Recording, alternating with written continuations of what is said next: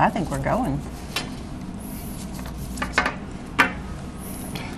There are two different kinds of power on display across America today. There is the military might you will see here on the streets of Washington, D.C., a massive military parade celebrating the U.S. Army's 250th birthday. You'll have soldiers, you'll have armor, you'll have aircraft in the sky.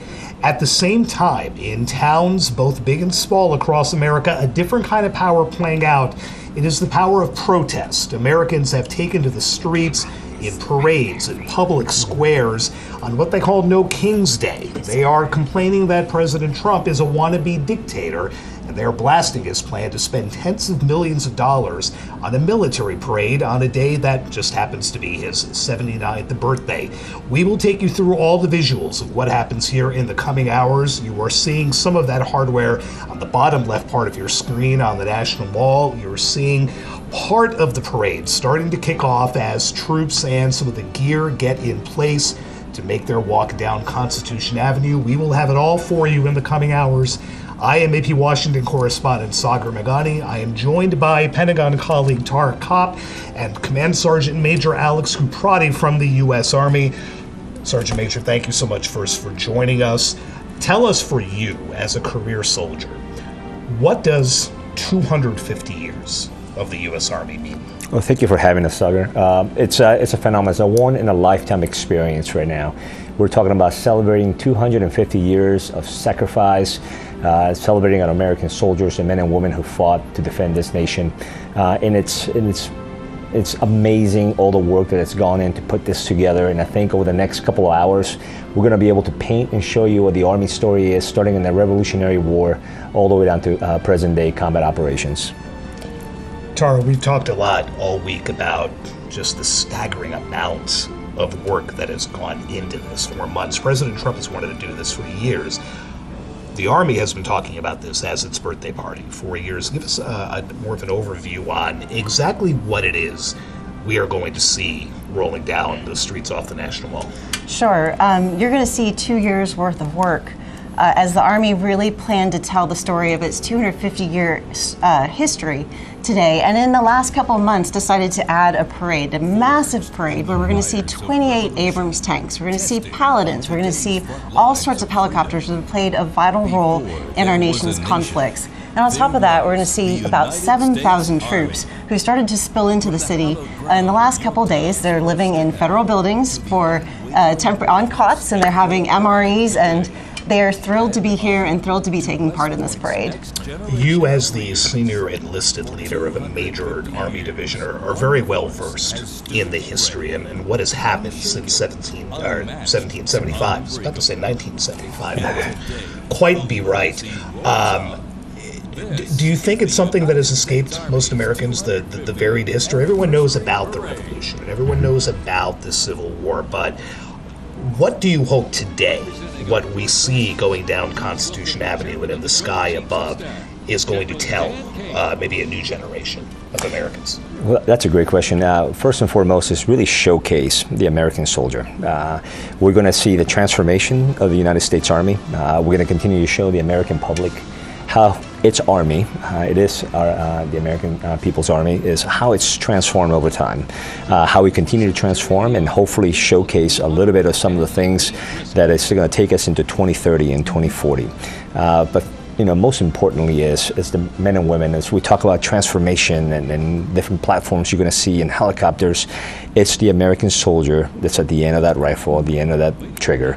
That's we're actually very proud to really show you today through this parade. And so much thoughtful planning has gone into how this parade will take place. In the initial shots that you saw, those are troops that are actually walking across Memorial Bridge. Some of our armored vehicles are coming across Memorial Bridge. They are going to marry up with Abrams tanks, these 60-ton tanks that they did not want going over Memorial Bridge, but instead have been staged basically by a golf course near the nation's capital for the last couple days. And now they are starting to roll towards the Lincoln, and those two elements are actually going to zipper in to each other to form this long procession that will go up Constitution and go past the president. What does that, the image of those troops going across Memorial Bridge for the Revolutionary War, Battle of Lexington, 1775. We were talking a little bit earlier today. The Army, the history of the Army is actually older than the history of the country at this point. What does it mean to you to see this be celebrated and see the Army story be told on such a big stage? You're right, Tara. It's 1 year older than the actual nation itself.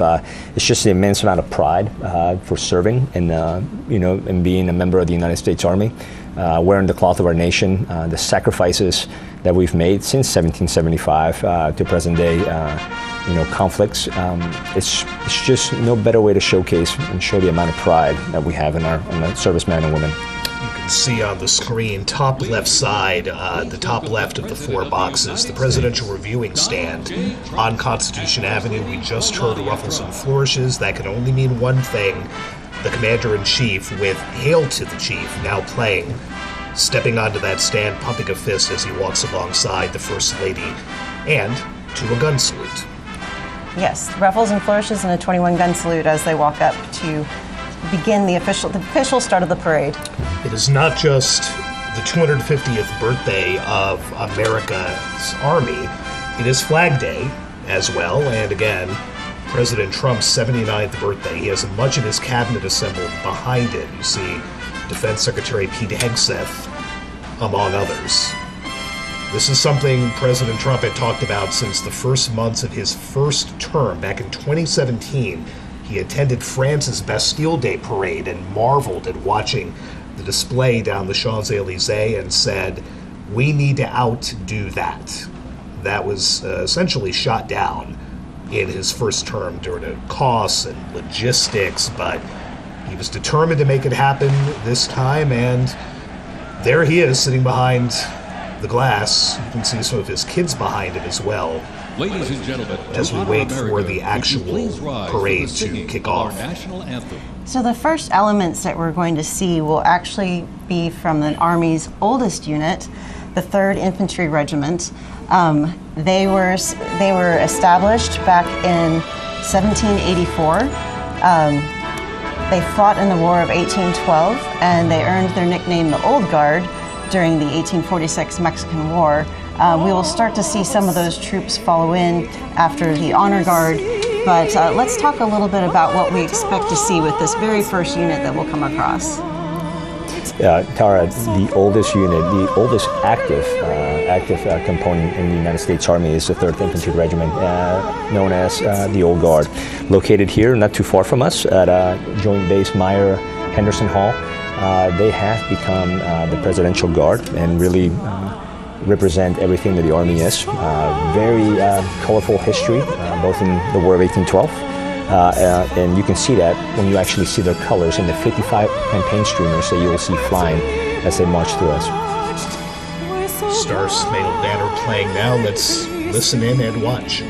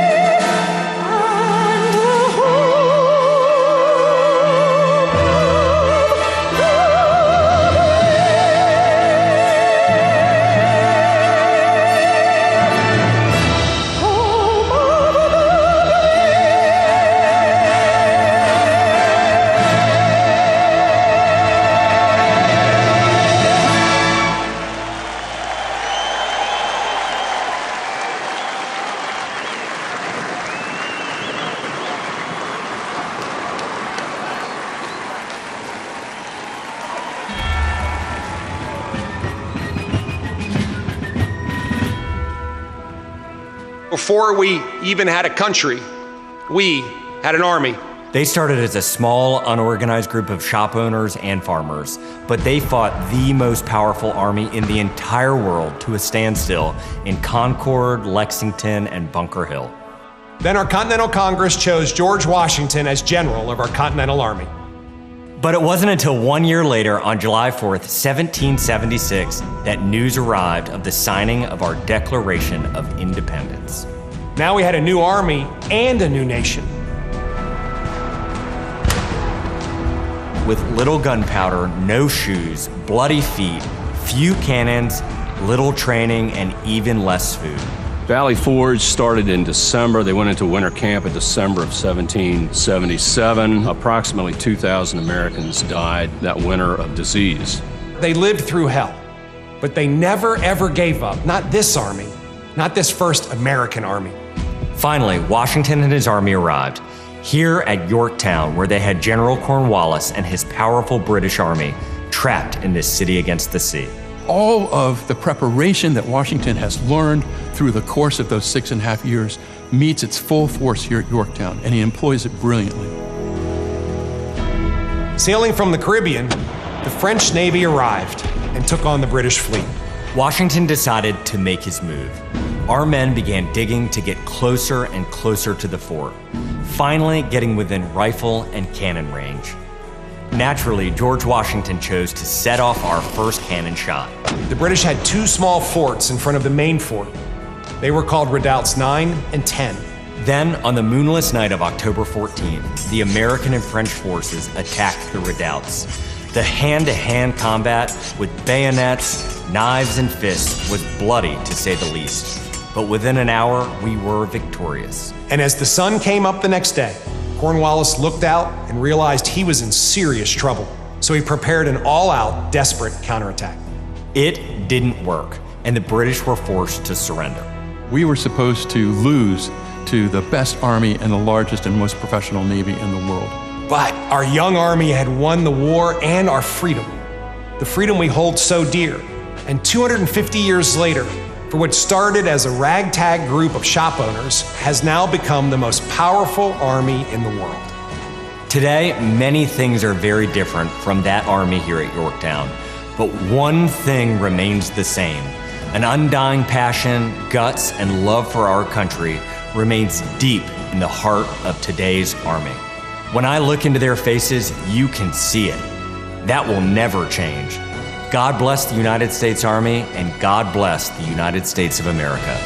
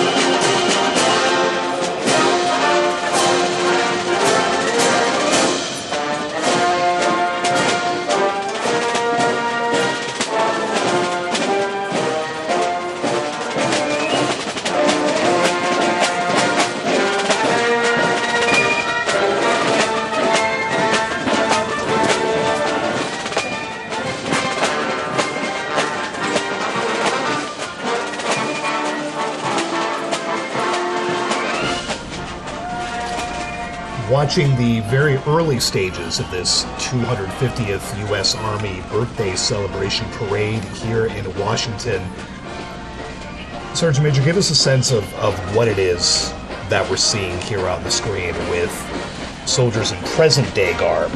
marching with the music as opposed to what we're going to see from the period folks later? So what you're seeing right now is the beginning of the parade, and you have the military district Washington commander of troops who typically leads the parade. He's up front with his color guard, carrying the national colors as well as the Army colors. As you can see, very distinct there is "This will defend," which is the motto of the United States Army. Behind them, you're going to see your major corps. You have 1st Corps, 3rd Corps, 5th Corps, and 18th Airborne Corps. Those commanders are following the lead of the actual parade, and then we're going to start seeing the first units comprising of the Old Guard covering the Revolutionary War.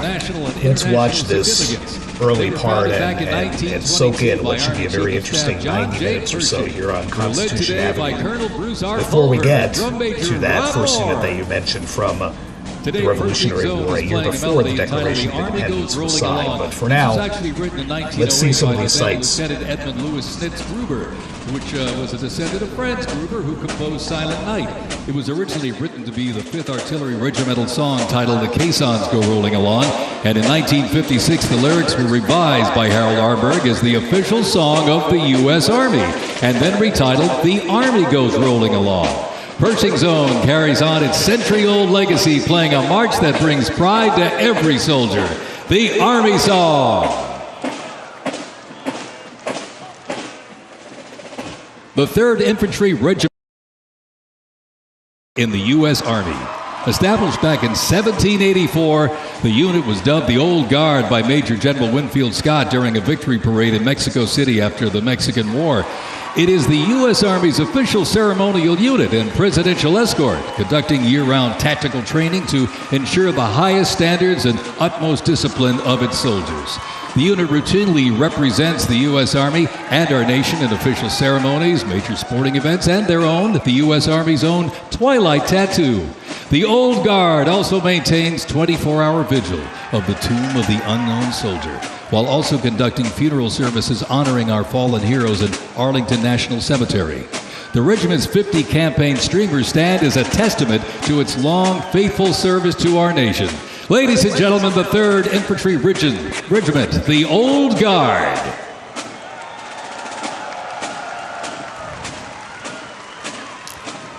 In 1775, the shot heard round the world at Lexington and Concord sparked a revolution, uniting 13 colonies and forging a continental army from farmers and frontiersmen. Against the odds, they turned the tide at Trenton and Saratoga, survived Valley Forge, and at Yorktown forced a British surrender, securing independence and giving birth to the United States of America.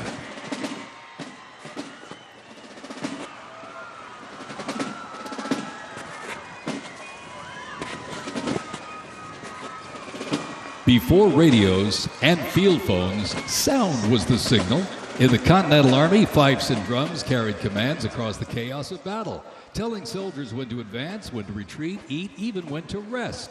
That legacy actually lives on today with the U.S. Army Fife and Drum Corps, part of the 3rd Infantry Regiment known as the Old Guard. Founded back in 1960, they're the only unit of their kind in the armed forces.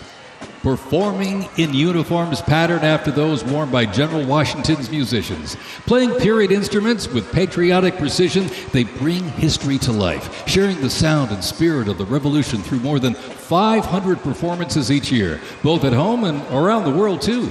The Old Guard, Fife and Drum Corps, everybody.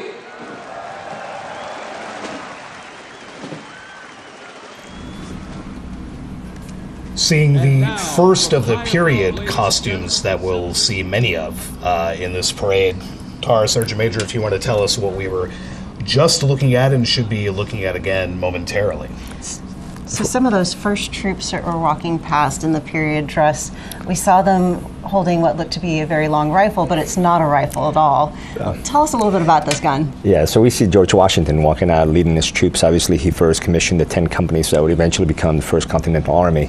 But what you see there is him walking with a smooth-bore flintlock rifle. Very different from the rifles we use today. An expert marksman would be able to actually fire at most 3 rounds a minute. Sergeant Major, if I may interrupt for a moment, looks like we're seeing the first of the air festivities of this parade now. what I would note is a very overcast day with storms in the forecast here in Washington. So what's interesting about that is this was actually supposed to be at the very end of the parade. If these are actually the Golden Knights, that is them. They are supposed to be presenting the president a flag to finish off the parade. But weather has been an issue all day today, so it looks like they made the decision to have them jump early. I agree with you. I think it will come down to ceilings and visibility for the aircraft to actually safely deliver them to where they're supposed to land today. So this award-winning parachute team, they are actually going to land directly on the ellipse. I mean, they can land, as far as I have been told, they can land like basically in a box within a box. Absolutely. They're that good. They're that good. That's what they train for every single day, and they actually represent the Army all across the world. Seeing the first of the Civil War era troops coming out now. Sergeant Major, we have folks from your old neck of the woods, the 4th Infantry at Fort Carson, Colorado. Tell us a little bit about what you were seeing. Yes, August. So the 4th Infantry Division is actually leading, or is coming right behind them right now. You know, first came into existence in 1917, participated in World War I, World War II. We see them and all the way down to the GWAT. We saw them in the highlands of Vietnam. But it's very dear to me, near and dear to me, the Ivy Division, known as the Ivy Division because of the Roman numeral 4 that made up the division itself. So we've seen the Revolutionary War, we've seen the Civil War. Let's pause now and take in some more visuals as the nation celebrates 250 years of the U.S. Army. Soldiers were issued 2 coats. One, a short sack coat for work and battle with brass buttons and colored trim that marked their rank. Well, by war's end, that rugged sack coat became the soldier's uniform of choice. As the war escalated, volunteer enlistment surged. Congress authorized support for a force of up to 500,000 new troops, answering the call to preserve the Union. As they march by, representing the Civil War era of our nation's history, is the 4th Infantry Division based out of Fort Carson, Colorado.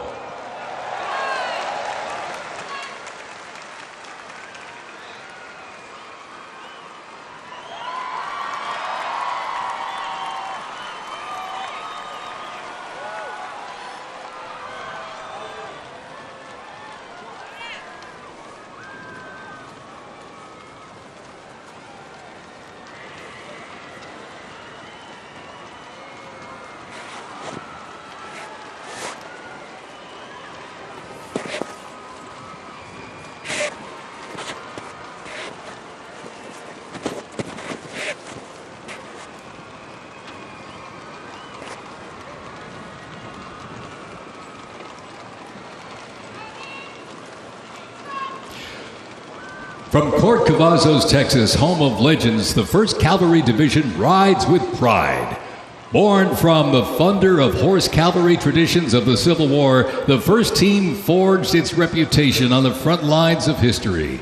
They stormed Manila with the flying column, charged into Pyongyang as the first to breach the line and face the brutal crucible of Ia Drang, the first of 13 named campaigns in Vietnam where they proved their mettle. Today, that same warrior spirit lives on. You'll know the name, and you'll know them by their iconic cav hats, elite soldiers, and cutting-edge equipment. Tough, fit, fearless. The 1st Cavalry Division is a lethal, disciplined force that stands ready to fight and win anywhere, anytime, and the legacy rides on. This is the Cav. 1st Cavalry Horse Detachment out of Texas with an interesting bit of fun. A very special guest who you just saw on that wagon drawn by mules was Doc Holliday. He's a blue heeler. He's the official scout of the cavalry and has been kind of a celebrity for the last couple of days. Everyone has wanted a piece of the dog, and also like Doc Holliday has his own barn. He has a full-time caretaker, and his barn is actually called the Holiday Inn.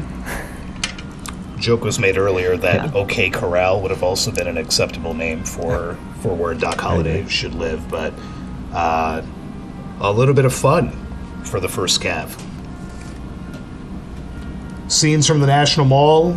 The rain has not yet started, but is expected to come down rather heavily here in Washington for all those gathered on the mall. The numbers are expected to be quite big with how many people were going to come down and watch, but there is the threat of heavy rain and flooding and thunder and lightning as well, which would then force the National Park Service to clear folks out. But we'll take a look at a cloudy, shrouded, if that's even a phrase, a cloud-shrouded Washington Monument.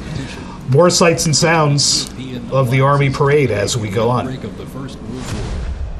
The two sides engaged in a savage war of attrition, defined by opposing trenches, barbed wire, poison gas, and mass casualties. The United States initially maintained its neutrality, but was eventually drawn into the conflict in 1917. Despite having less than 130,000 soldiers at the beginning, the Army eventually grew to over 4 million, with nearly 2 million soldiers serving in Europe.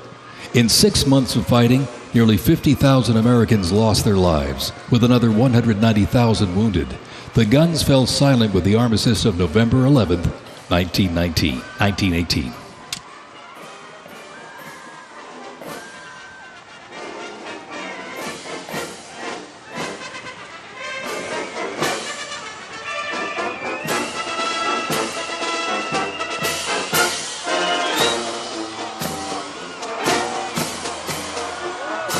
We continue on with more USA World War I rolling stock.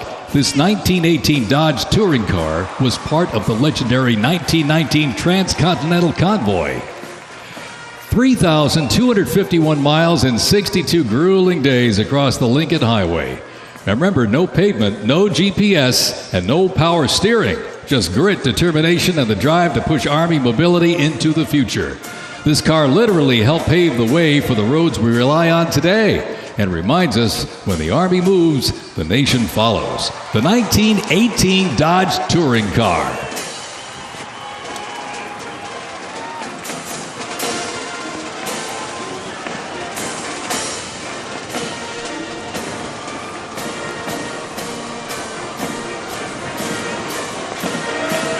Headquartered in New York, this is the 42nd Infantry Division Band. At the start of World War I, the 42nd Infantry Division was formed with troops from 27 National Guard units, stretching across the country like a rainbow. Composed of skilled musicians from all walks of life and professional occupations, they perform a variety of musical genres. Though their mission is primarily a musical one, the members were ordered into active federal service back in 2004 in support of Operation Iraqi Freedom 3. The band has also served in support of numerous state active duty missions, including cleanup efforts following Hurricane Sandy, distribution support during COVID-19, and recently, support for New York State Corrections. Commanded by Chief Warrant Officer 2 Ethan Wagner and led by Drum Major Sergeant First Class Drew Gans, the band is performing Over There, written in 1917 by Broadway composer and recipient of the Congressional Gold Medal George M. Cohan. Representing the World War I era is the 82nd Airborne Division, based out of Fort Bragg, North Carolina. You'll notice the unit is wearing replica World War I uniforms signifying the soldiers who served our nation during this time. When the Americans entered the Great War, our soldiers, under the command of General Blackjack Pershing, hit the trenches in the new standard. It was the olive drab winter service uniform. Now on their heads you'll see a steel helmet with sand-textured paint built to deflect deadly shrapnel from above. Not bulletproof, but battle tough. Nicknamed the Pershing boot, on their feet was the M918 1918 French boot. It was designed to survive the brutal grind of trench warfare. And on their backs, the field pack, rations, ammo, first aid, and a gas mask. Everything a doughboy needed to fight and to win.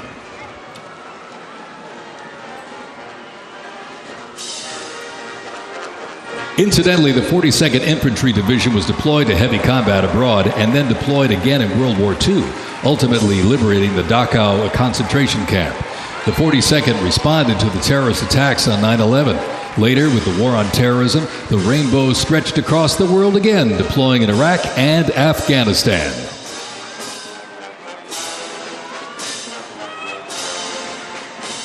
Thundering into view, the pride of Fort Sill, the U.S. Army Artillery Half Section. This is literally powered by horsepower and heritage. This elite ceremonial unit honors the legacy of the Army's horse-drawn artillery. With precision, discipline, and 6 majestic horses pulling a vintage 1918 caisson, the half section keeps tradition alive and rolling strong. Representing the power, pride, and precision of America's field artillery, this is Fort Sill's finest, ladies and gentlemen.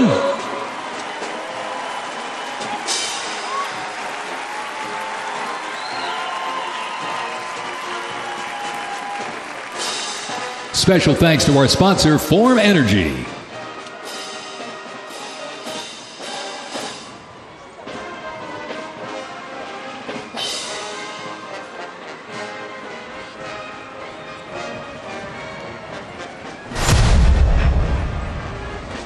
World War II, a global fight for freedom. In history's darkest hour, the United States Army was on the front lines. From the beaches of Normandy to the islands of the Pacific, the greatest generation faced down tyranny and turned the tide.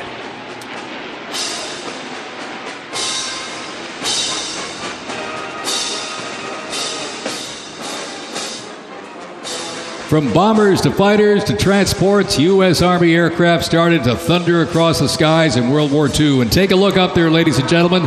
Flying overhead right now. They are fast, they are fierce, and famously used in the Doolittle raid over Tokyo.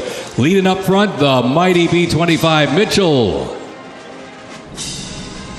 Up next, the Cadillac of the Sky. On to World War II. We're seeing more troops in period uniform. We just saw some aircraft fly overhead, some very notable aircraft in military history. We just saw 2 P-51 Mustangs and 1 B-25 Mitchell fly over. The P-51 really was a game changer for the U.S. Army Air Forces in escorting bombers safely to target. And the B-25 Mitchell, of course, was made famous by the Doolittle raid when they basically stripped this bomber down to its bare bones and were able to launch it off of the Hornet to strike on Tokyo. That's amazing. Command Sergeant Major, this was kind of the dawn of the Jeep era for the military, a vehicle that's so intertwined with the military and the minds of Americans. That's correct. The Ford GPW quarter-ton Jeep became one of the most widely produced vehicles after the war. You see them all over the place. Some of them still look kind of similar in a way to what we might have seen then, but not quite the same. You see the Commander-in-Chief standing and saluting as we see soldiers from both the 101st Airborne out of Fort Campbell, Kentucky, the 82nd Airborne out of Fort Bragg, representing these soldiers from World War II. And really, this is home for you with your more than 20 years serving in the 75th Ranger Regiment. Talk about these 2 storied units, the 82nd and the 101st, and what it's meant to you to go back to Normandy, to see the cliffs that those men scaled, to be part of that unit. Oh, those 2 units were crucial to seizing several towns. The 2nd Ranger Battalion was the main one. The 3 companies, D, E, and F, that were tasked to climb Point du Hoc, which is a key terrain that could actually destroy anyone coming into Omaha and Utah Beach. 100-foot cliffs, 225 Rangers were tasked with one of the hardest missions of the invasion, and they managed to get to the top. Now, 90 were able to continue to fight, but it was a critical battle in seizing Normandy Beach. So only 90 made it of the 225 that scaled those cliffs? And that is correct. Wow. The 82nd Airborne Division. The unit is best known for their bravery on D-Day, when 12,000 parachute and glider troops destroyed German supply lines after fighting for 33 days straight.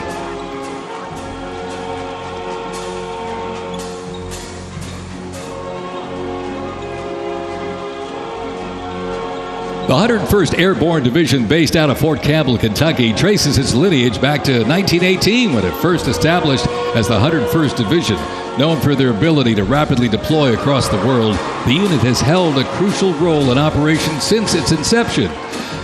From parachuting behind enemy lines on D-Day to leading helicopter assaults in Vietnam, the 101st redefined modern warfare. In the 50s, the Screaming Eagles stood tall at home, protecting the Little Rock Nine during the fight for civil rights. In recent decades, they've been sent across the world with stints as far as the Middle East, where they took part in Operation Desert Storm and participated extensively in the war on terrorism in Iraq and Afghanistan. The Screaming Eagles continue to lead the way as tomorrow's division in today's Army.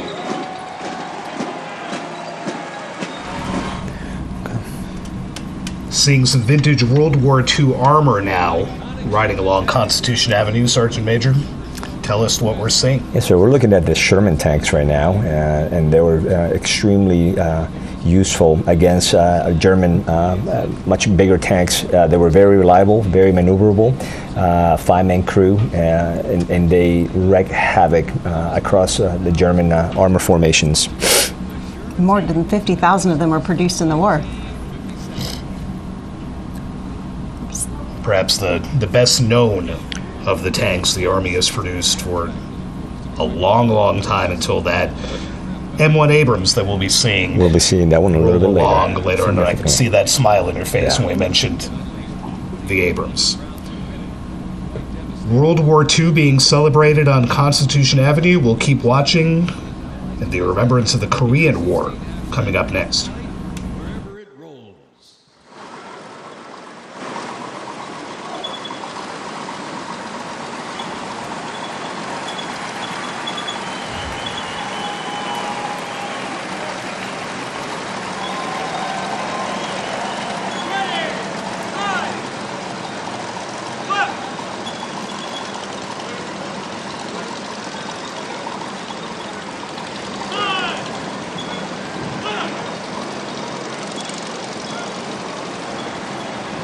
The U.S. Army Transportation Corps motto states, "Nothing happens until something moves."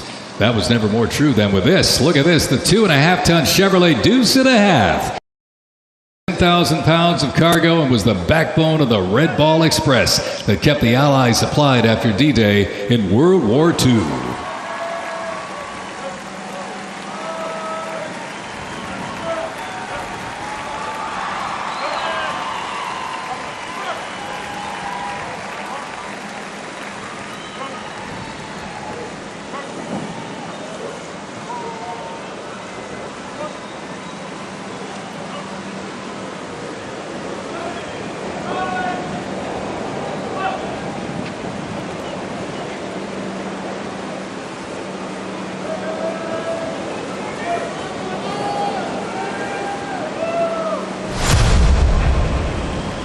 The Korean War, often referred to as the Forgotten War, began on June 25, 1950, with the North Korean Army's invasion of South Korea.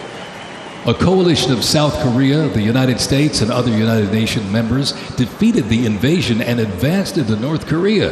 The coalition fought and defeated two Chinese offensives in the spring of 1951. Armistice negotiations began shortly after that defeat in July of 1951 until the armistice was signed 2 years later in 1953. Combat consisted of small attacks, raids, and patrolling.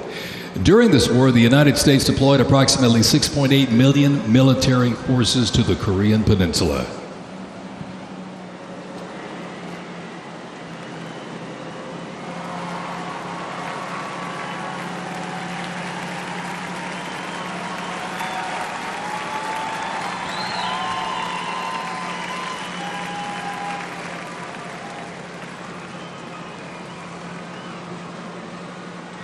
Special thanks to our sponsor, Coinbase.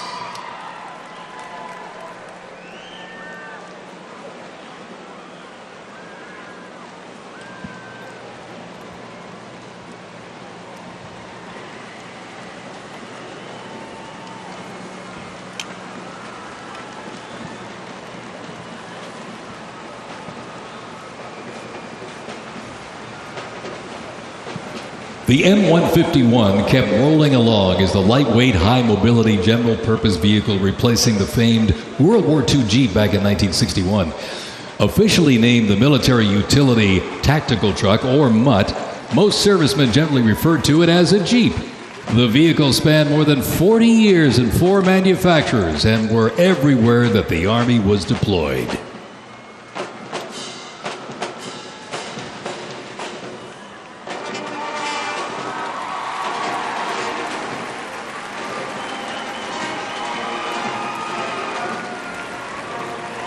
Another rolled by earlier, and at 2.5 tons, this deuce and a half, the M35A2 classic military transport truck, was a mainstay of the U.S. Army for decades, particularly during the Vietnam War and Operation Iraqi Freedom.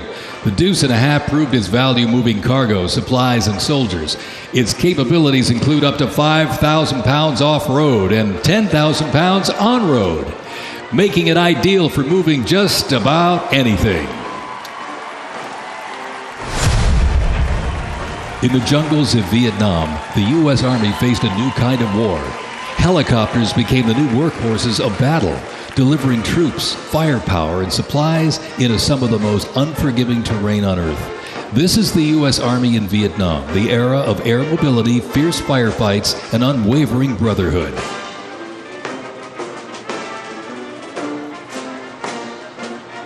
And over the music marching through, the roar of these legendary Army helicopters takes to the air. Flying overhead right now, they help define the Vietnam War. That staccato beat of the rotor blades was a welcome sound to many troops mired in combat. From transport and medevac to close air support and reconnaissance, they brought the fight to the front and pulled the wounded to safety. The OH-6 Cayuse scouted the terrain with unmatched agility. The AH-1 Cobra, also nicknamed the Snake, brought serious firepower. Its slim design, as you can see here, helped it survive and thrive in hostile environments to protect soldiers below. And the icon of the era, the UH-1 Huey, the first turbine-powered helicopter in service with the U.S. military. There was nothing the Huey couldn't do. General support, air assault, cargo transport, medic evacuation, and ground attack missions. The Cayuse, Cobra, and Huey, ladies and gentlemen, three iconic Army symbols in the sky.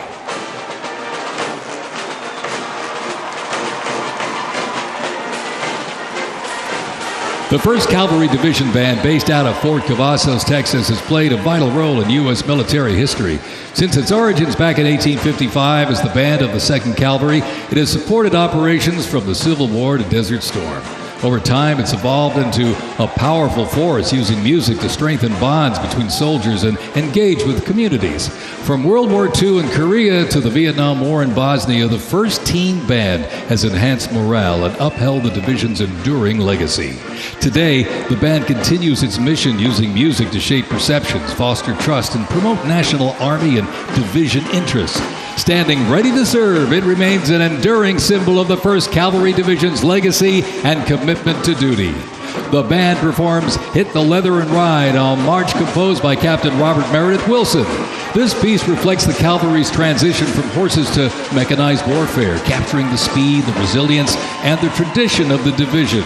From Fort Cavazos, Texas, everybody, the 1st Cavalry Division Band.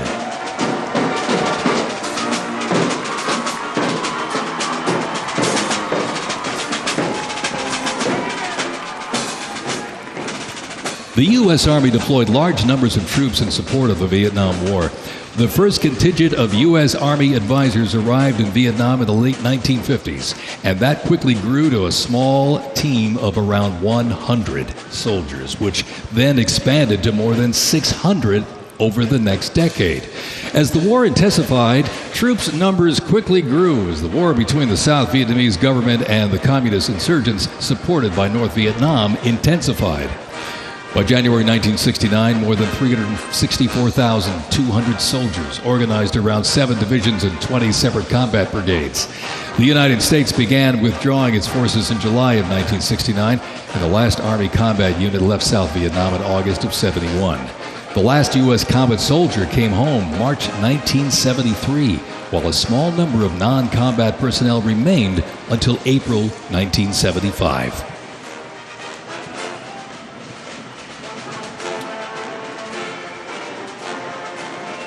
Representing the Vietnam War era is the 101st Airborne Division based out of Fort Campbell, Kentucky.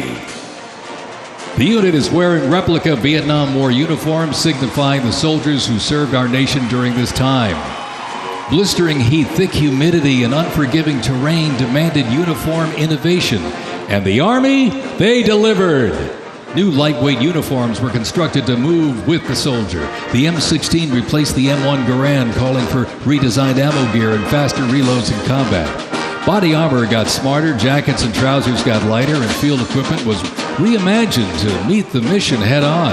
Gone were the heavy Mickey Mouse boots, replaced by canvas tropical combat boots that offered better grip, faster drying, and all-day endurance.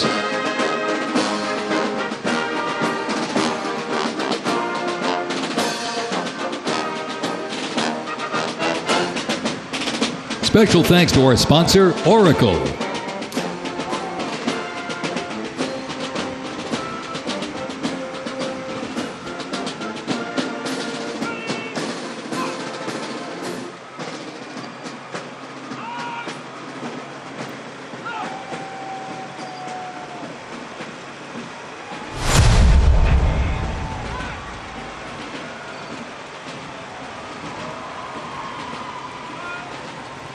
When Saddam Hussein's Iraq invaded Kuwait in August 1990, the U.S. Army deployed to Saudi Arabia to deter further Iraqi aggression in the region for what was known as Operation Desert Shield. By the fall, more than 750,000 troops comprising U.S. service members and coalition partners from more than 30 countries had assembled in the Saudi Arabian desert. In mid-January 1991, the U.S.-led coalition began Operation Desert Storm, which kicked off with an intensive air campaign designed to knock out key Iraqi infrastructure and weaken Iraqi forces. The ground offensive was launched in early 1991, where military forces overwhelmingly destroyed enemy tanks and vehicles. After only 100 hours of ground combat, coalition troops liberated Kuwait, and the Gulf War ended with Iraq's surrender.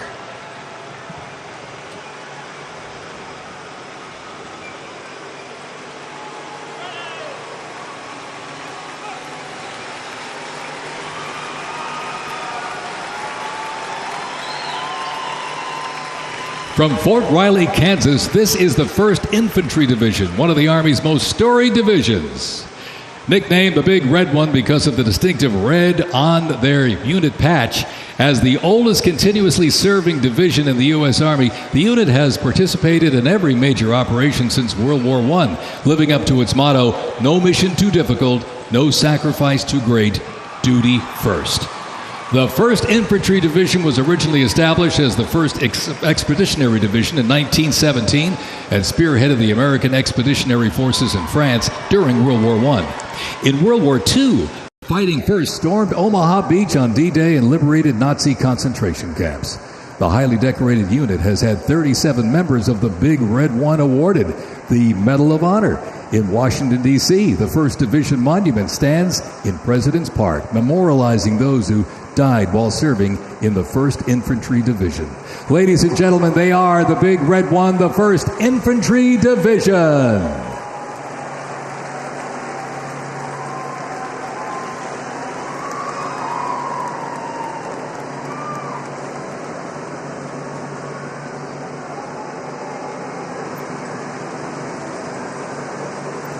More military rolling stock. During Operation Desert Storm, the M2 Bradley fighting vehicle proved its value on the battlefield. It is fast, it is tough, and it is lethal.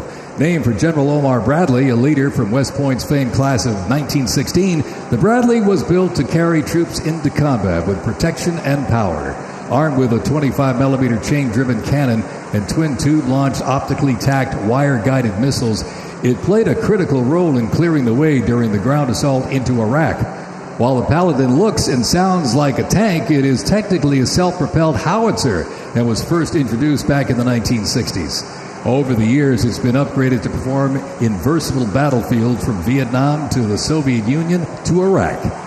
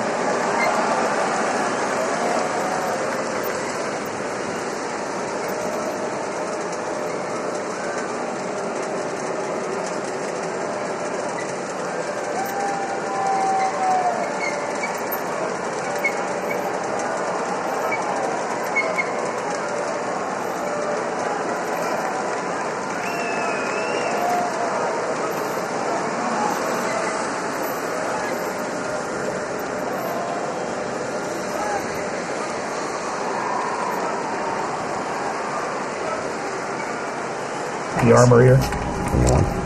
Sure. Let me know when to.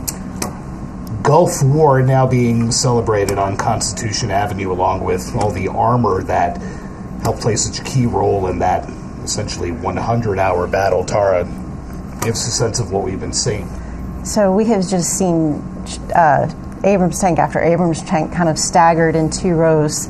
I can only imagine what it feels like on the pavement out there with the sounds, but the Gulf War was really the first kind of major tank battle for the Abrams. Talk to me a little bit about the 73 East Indies War, because that was led by a young captain, then H.R. McMaster, and they were vastly outnumbered by Iraqi tanks and managed to just outmaneuver. You're right. It's one of the fastest wars. First used 1991, Operation Desert Storm, as you mentioned it. It was fast, reliable, lethal, but most importantly, it was survivable.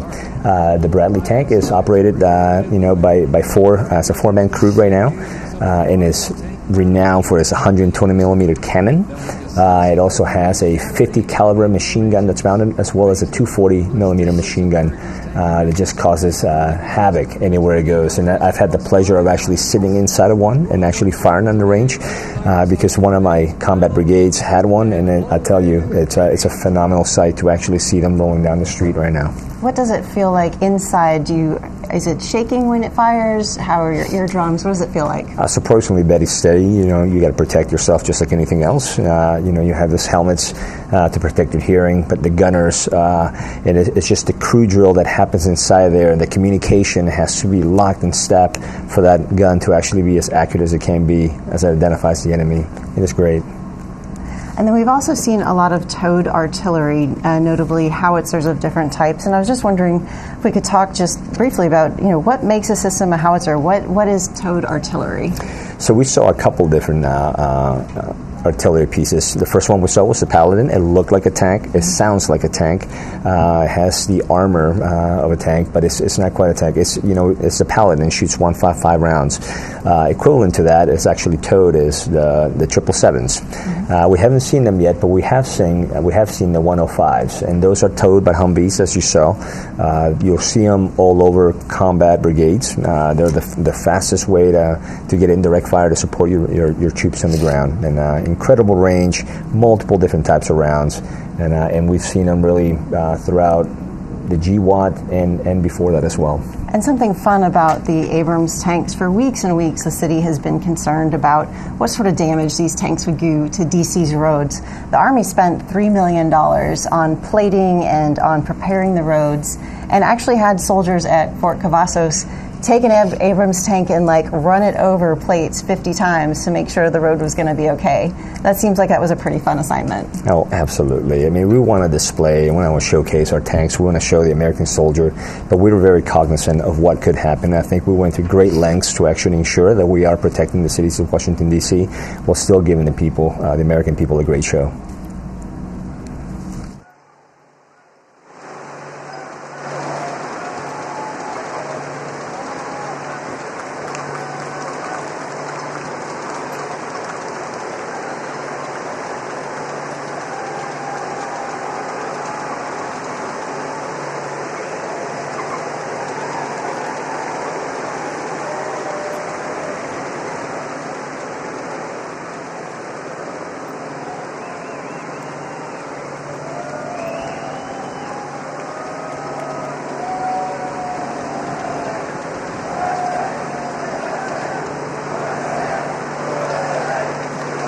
First used in Operation Desert Shield and Desert Storm, the M119 howitzer brought precision firepower to the front lines. Lighter and more mobile than larger artillery, it was built for the infantry brigade, able to fire high into the air or directly at the target depending on the mission. Whether used in battery formation or as a standalone support weapon, the M119 delivered reliable, responsible fire when it mattered most. Still in service today, including on the front lines in Ukraine, it remains a trusted part of the Army's arsenal.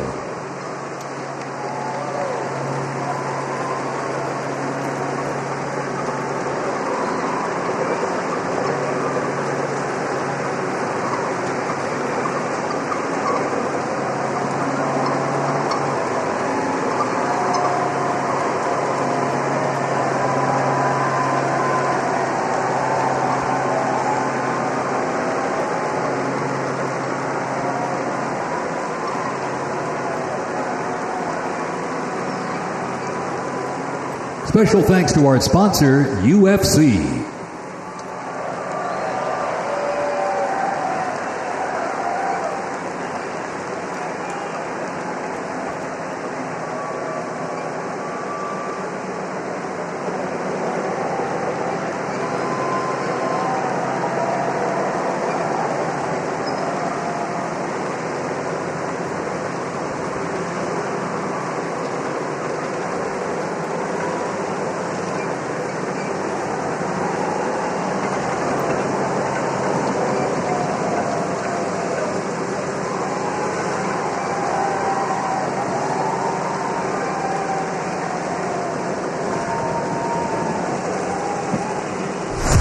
On September 11, 2001, terrorists destroyed the World Trade Center in New York City and struck the Pentagon in Washington, D.C. using commercial airliners.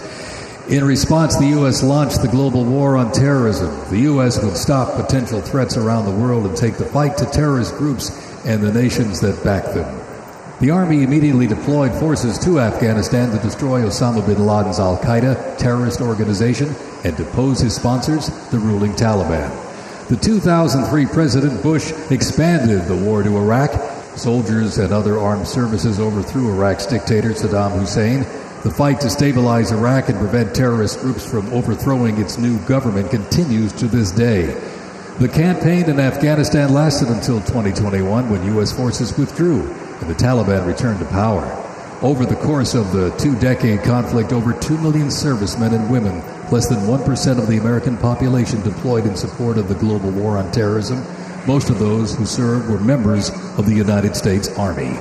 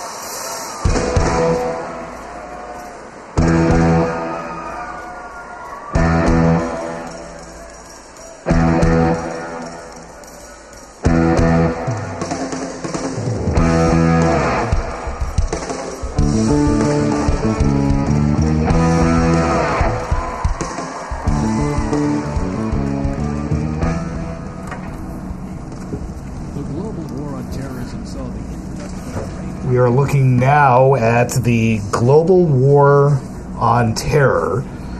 Before that, the Gulf War, which ended, of course, in 1991. It was 10 years later that the U.S. was attacked on 9/11, and that set off 2+ decades of war for the U.S. Army. Obviously, a lot of developments, a lot of different hardware, a lot of different battles in both Iraq and Afghanistan. And a gentleman who would know firsthand about that, Command Sergeant Major Alex Caprati, can tell us a little bit about some of that hardware, Sergeant Major. What have we been seeing? So what we're looking at right now, you're looking at a Stryker vehicle. It's an 8-wheel, lightly armored vehicle. It has a crew of 3 and is able to carry up to 11 soldiers in its back, with fully combat load. There's so many different variations to this vehicle. You have, we're seeing a few of them right now. You have a just infantry carry vehicle. You can actually put a mortar system inside of it. You can actually use it as a medevac vehicle as well. And there's different variants that allow commanders to actually communicate a lot easier in the battlefield. We've seen soldiers from the 10th Mountain Division taking part in this part of the raid, or this part of the parade, rather, based in upstate New York at Fort Drum. More than 20 deployments for the 10th Mountain to both Iraq and Afghanistan over the years. And what we haven't seen so far, both for the global war on terror and for the modern era, which I think these two sections are kind of blending into as we go into the final kind of 2 decades to present day, is a massive air parade of all of the Army's air assets, starting with the 160th Special Air Operations Command, the Night Stalkers. Talk to me a little bit about their role in the days literally right after September 11th attacks and what they were able to accomplish by getting our soldiers into Afghanistan. No, absolutely. I was very fortunate enough to actually train with the Night Stalkers, incredible pilots. I think we saw so many different aircraft in display today, the Little Bird, their DAPS systems, MH-47s, the MH-60s, highly trained. They own the night. And I was fortunate enough to be in some pretty tough places. And you can always count on Night Stalkers to always find the X and always put you in the right spot and always pick you up from the right place when the time was called. So we're hoping to see, I hope it was not a weather decision that was made, but hopefully we can still see them flying today. We're expecting right now to see almost 50 helicopters flying directly over these troops, but weather's been an issue all day long today, and the ceiling, you see that those low-level clouds and you see kind of the fog. That might have been a factor in the reason why we're not seeing them right now. But the 160th, they had a role in dropping off the horse soldiers and attacking the Taliban. Tell us a little bit about that mission and what happened there. I will tell you, when I say that you can bring them in at any time, anywhere, we find ourselves in some bad valleys there when we actually had them come in where no other formation would dare fly in the middle of an intense firefight, risking themselves, risking the aircraft, which is significant in how much some of those airframes cost, to actually put fire on the enemy, pick us up and take us off to the next objective. They're incredible. I mean, I'm not lost for words of some of the things that I've managed to see those people do with those helicopters. What are some of the vehicles we're looking at now? We're still seeing some Strykers right now. I'm trying to see what kind of variant this is. Hopefully they'll zoom out here in a second. We're still seeing some of the regular Strykers. So you'll see the Strykers can also be mounted by numerous amount of things. You have Mark 19s, which are 40 millimeter rounds. You have your 50 cal, your 240s that can be mounted on top as well. You have a 30 millimeter round that can be mounted on top, and of course you have your TOW missile that can be mounted there as well. And what we're seeing right now is still Strykers with a 50 cal. That one happens to have a 50 cal mounted on it right now. And the camera is actually cutting to Senator Joni Ernst, who herself is a military veteran. One of the things we hadn't said about the Abrams tanks before is that while they were crawling along at maybe 3 miles an hour, those things can actually haul. How fast can they go? Gosh, I want to say close to 42 miles an hour, if I'm not mistaken. You got to look at my map. Maybe you know the better answer. pretty sure no one was going to allow them to go 42 miles an hour across No, the not at all. today. Not at all. Not today. So we have gone through the wars of the U.S. Army history, from the Revolution through the Civil War, both world wars, Korea, Vietnam, the Gulf War, global war on terror, so encompassing both Iraq and Afghanistan. What we'll be seeing next is what they're calling the modern day part of the parade. It is all the hardware, all the aviation that the Army is counting on for any near-term conflict with an adversary. So we'll see the armor, we'll see the artillery, we'll see the helicopters. We'll even get to see, apparently, a HIMARS battery, which perhaps even casual news readers have heard a lot about over the last, let's say, year and a half because of Ukraine, Tar. That is that high mobility rocket launcher system that Ukraine has just coveted and has been so vital in its ability to fight back against Russia's invasion that started in 2022. The HIMARS system is basically a mobile system, and they actually trained on it here in the U.S. and then they trained on it again overseas and learned how to be able to fire and move and get it out of the way. Can you talk a little bit about what we've been able to do for Ukraine with this system? Absolutely. One of the biggest things is that interoperability that we have in training them to actually be able to defend themselves. That has been a critical weapon system for them, and as you said earlier on, their ability to fire and move, and not become a fixed target. As you know, they've had many casualties due to artillery and the massive artillery that they receive. This allows them to fire a pinpoint shot and then get up and move away before the enemy is able to actually cue in on them. What's interesting, too, is that while this is the modern era and we are seeing weapon systems that have played vital roles in the war on terror for the last 20 years, the Army is in the middle of a massive transformation in how it's thinking about war, in the systems it might be chasing after, especially as we've seen kind of the introduction of drones, and we've seen them play such an important role in Ukraine. Can you talk a little bit about how the Army of the future is thinking and how it's adjusting and the kind of weapon systems it's looking for? Absolutely. That's a big change the Army is making right now. Secretary of the Army and the Chief of Staff habitually talk about it. The Army Transformation Initiative is really creating or acquiring war-winning capabilities faster. That's, in its essence, is get the right things in the hands of soldiers much faster than we have been doing it forever, right? Looking at force structure, looking at what are some of those threats that we're going to be facing in the future, and then look at what we have now, and then training and building our force for the future fight. That is significantly the biggest thing, is how do we bring AI, how do we bring technology and embed it into everything we do to make our processes faster and make our people more lethal. What are some of the things we're learning from how we've seen drones be employed? And do you still need the Abrams tanks? Do you still need the Bradley fighting vehicle, or do they become more vulnerable? Do you have to change how you use them? Oh, I mean, modern warfare changes all the time. The UAS systems, now you have ubiquitous surveillance, constantly. You have to be aware of that. But there's a lot of changes at the ATI. We're looking at systems that we're phasing out. AH-64 Delta model, for example. We're looking at different loitering munitions that have further range. Is how do we make things better? How do we take the things now that are obsolete and make better programs? As we see more of this armor go by the presidential reviewing stand, the president seated in between the First Lady and Defense Secretary Pete Hegseth, we've seen the president jump up and salute quite a bit, Sergeant Major. When everyone else on that platform has been sitting, the one person standing and saluting has been the Commander-in-Chief, and we've seen, and we've been commenting on it privately for the last several minutes, the looks on the faces of these young soldiers who are manning these Strikers and the Bradleys and everything else. And you see it there, the smiles and the waves. Can you put into words maybe what it might mean for some of these young soldiers to be taking part in this and being able to ride by and wave at it and salute and have a salute returned by the Commander-in-Chief? Sagar, I'm picturing myself inside one of those Abrams, inside one of those Strikers, and really the number one thing that comes to mind is pride. You know, my family's looking at me. You know, I come from a small town in Peru. They're watching me right now. This is what I've done. I'm defending my nation. I'm an American soldier.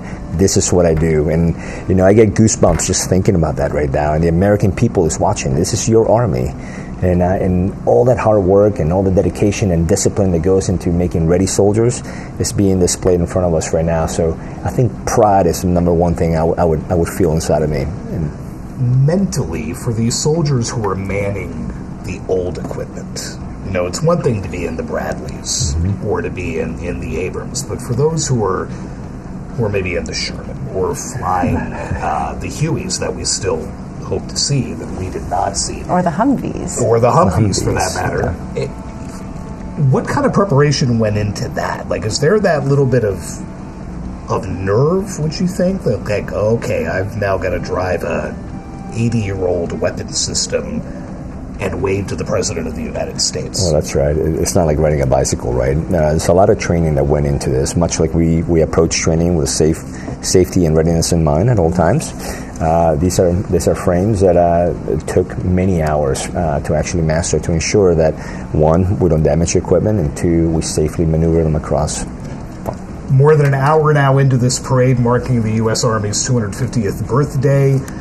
Still more to come, assuming the weather can hold off. We hope to see some more fun aircraft, and at the very least, we will see some more soldiers. Back with you shortly. By securing ready, prompt, and sustained land dominance by Army forces across the full spectrum of the conflict as part of the Joint Force.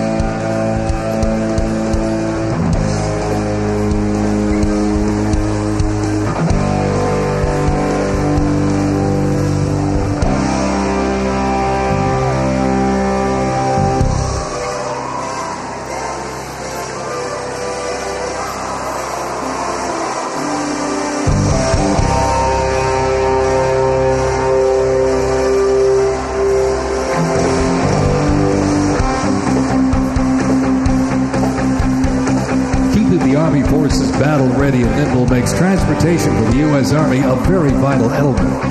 Spread across the parade today, numerous fighting vehicles, some designed for very specific functions and others for flexibility, but they all must be maintained. With over 200,000 trucks alone, wheeled vehicle mechanisms ensure that the fleet of vehicles are ready, and these mechanics get the job done. This convoy starts with the M777, a lightweight howitzer. These lightweight howitzers may not look particularly lightweight, but are made from titanium. They are 7,000 pounds lighter than their predecessor, the old M198. Used by the Army since 2005, the M777 is currently being used in Ukraine. Weighing only 4,700 pounds, the M119 howitzer is smaller and is used by infantry brigades, particularly for aerosol missions. It was first used in Operation Desert Shield and Desert Storm in 1991 and is also seeing active use in Ukraine.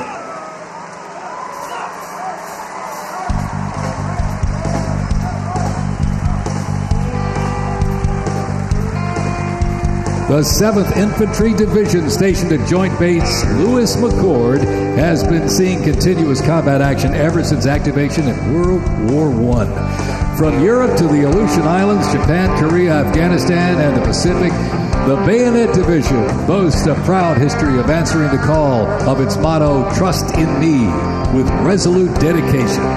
Sent to deployments and conflicts around the globe since it was founded, the division returned to Fort Lewis in 1971, its first time on American soil since 1934.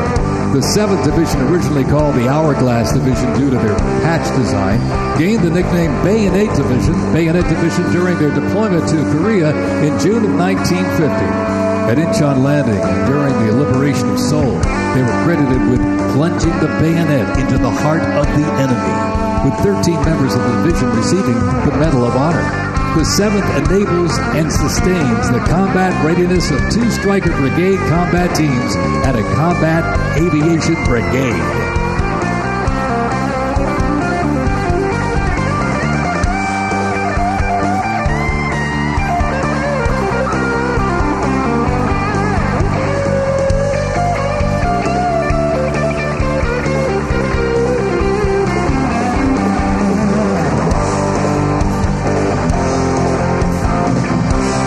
The American soldier, the cornerstone of everything the Army does, we are continuously transforming.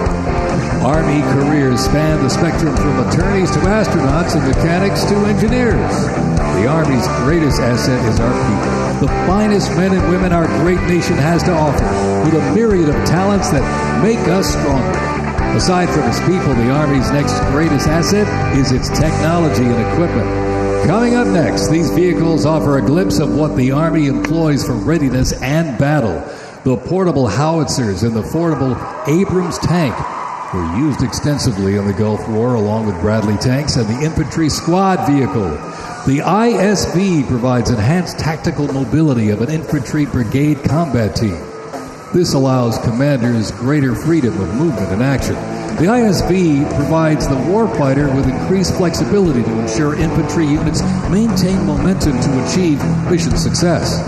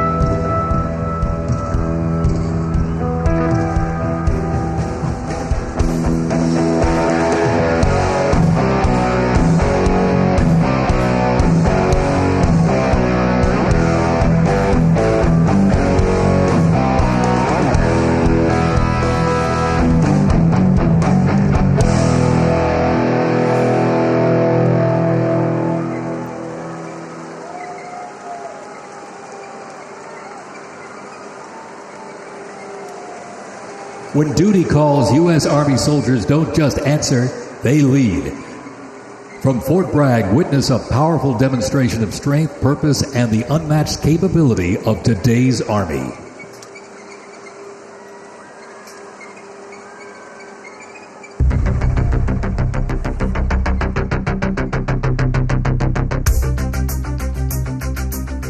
The Army has made me see my potential, and I feel like it's molded me into a better person. I grew up in a very patriotic household. My grandfather, he served in World War II, and his brother, my uncle, served in Vietnam. I can do this. If they can do this, I can do this. When I was born, my dad was still serving in the military, and him coming home in his uniform, I'm like, yeah, I want to do that. Clear for takeoff. My motivation, I think it follows in line. I think with what my family's done is kind of a sense of duty to serve our country and give back since it's given us so much. I'm a very, let's say timid person, but definitely helped me become a more confident person.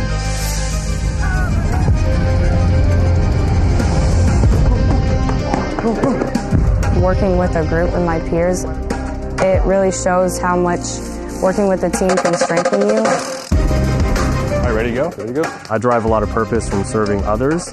I think serving something bigger than myself gets me out of bed every day. If you power it up, keep on.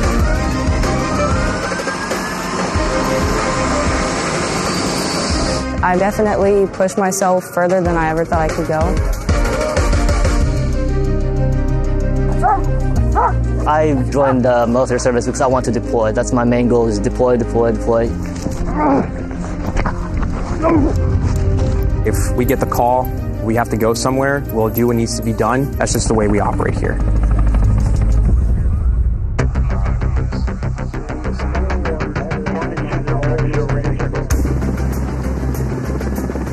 This is one of the few jobs in the nation where we all take an oath to say, I'm willing to put my life on the line for you, and they're willing to put their life on the line for me.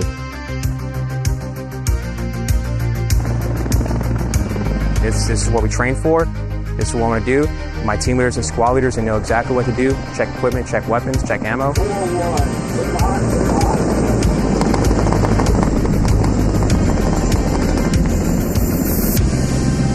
We're always ready to deploy within 18 hours and handle the mission at task.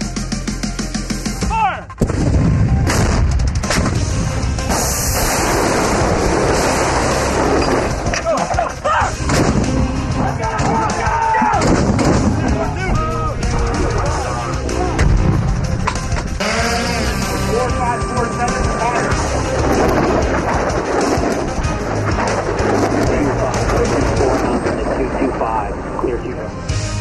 We jump so frequently so that our jump masters and the paratroopers are ready to deploy. Outboard personnel, stand up! I'm very passionate about being a jump master. The paratroopers, they see you and, they believe in you. I love to instill that confidence with my passion into those paratroopers. It's a rush. It's great. Drop them clear for personnel drop.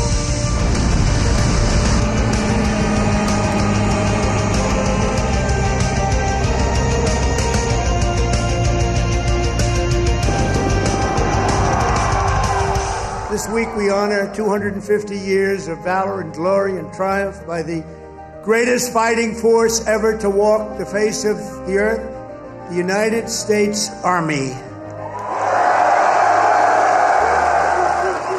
For 2.5 centuries, our soldiers have marched into the raging fires of battle and obliterated America's enemies. I love the Army. It is a great place to set yourself up for success, to prepare yourself for the future. God bless you, God bless our soldiers, and God bless the U.S. Army.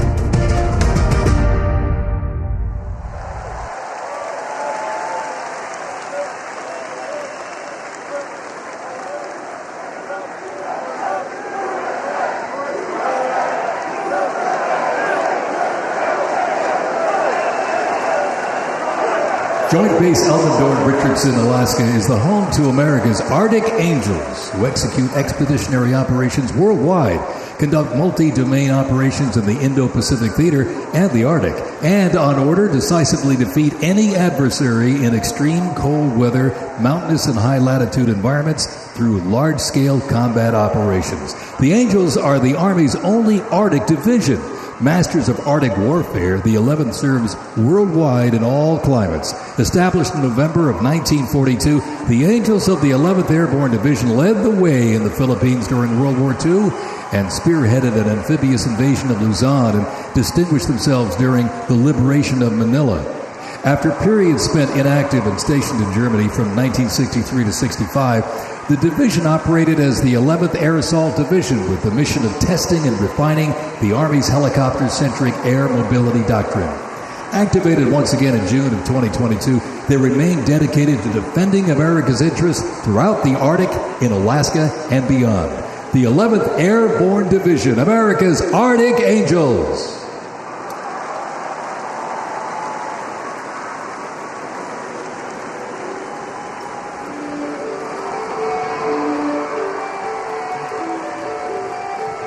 Requiring ongoing maintenance in the field and on base because nothing happens until something moves, wheeled vehicle mechanics supervise and perform maintenance, repair, and recovery operations on vehicles that serve the Army in a variety of mission-critical roles. Included in the array of mobile artillery such as Paladins and the Abrams tank is the Joint Light Tactical Vehicle known as the JLTV. It's highly adaptable, providing protected and sustained mobility for personnel and payloads. The JLTV is known for its off-road capability while providing armor against small arms and improvised explosive devices. The JLTV, right there.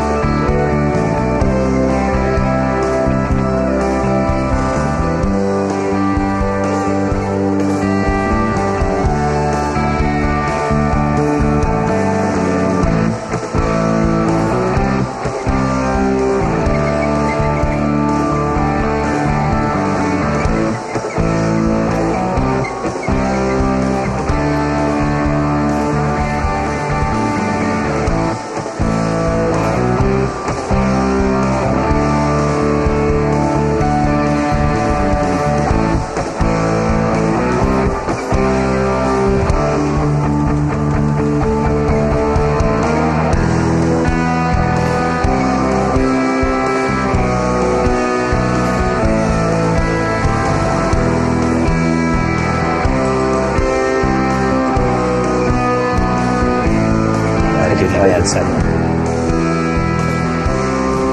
Apparently someone made him cry. We just saw Vice President Vance looking like he's having a good time, and now a thumbs up from the Secretary of Defense as the Army parade rolls on down Constitution Avenue here in Washington. I'm Sagar Meghani. This is Tara Kopp. We have Command Sergeant Major Alex Prati joining us here as well. The weather has largely been better than people expected at this point. We have seen some delays in what we expected to be some aircraft flights, specifically a lot of helicopters that should have been in the air several minutes ago that we have yet to see. Still thunderstorms predicted here in Washington, still a flood threat, still a lightning threat, so it's unclear how all of that may play out, how it may affect President Trump's remarks later, fireworks, concert. We still have a ways to go, but Sergeant Major, give us a sense of what we're seeing now as the president stands and salutes once again. Well, I think we're finishing up the modern era right now. What we're hoping to see is potentially, we spoke briefly about the Night Stalkers and some of the aircraft and some of the things they're able to do. And as we finish up right now this parade, what we have at the very end is we have a lot of the service, the academies. We have VMI, we have the Citadel, we have the Aggies, Texas A&M. We have current soldiers going through AIT, and then most importantly, the future of our Army, which is prospective soldiers hoping to wear our nation's cloth here in the future. And that is what this is all about, and it's the future. We talked about the last 250 years, but there's so many more years ahead, and that is your Army. That's going to be the future of our Army, and I'm truly excited to see them be part of this incredible parade. What is it that you, as a career soldier who's risen to the top of his field, wants kids, maybe young kids, maybe kids younger than 10, or maybe middle school or high school kids, what would you like them to walk away from either the mall, where they got to see this in person, or watching here or on TV or wherever? What do you hope this did to them in terms of how the Army is presented? Well, first and foremost, it's still a sense of pride of being an American citizen and being proud of their Army, knowing that their Army for 250 years has been at the forefront of freedom, fighting for our values, fighting to protect the American public, and standing tall and ready to continue to do that into the future.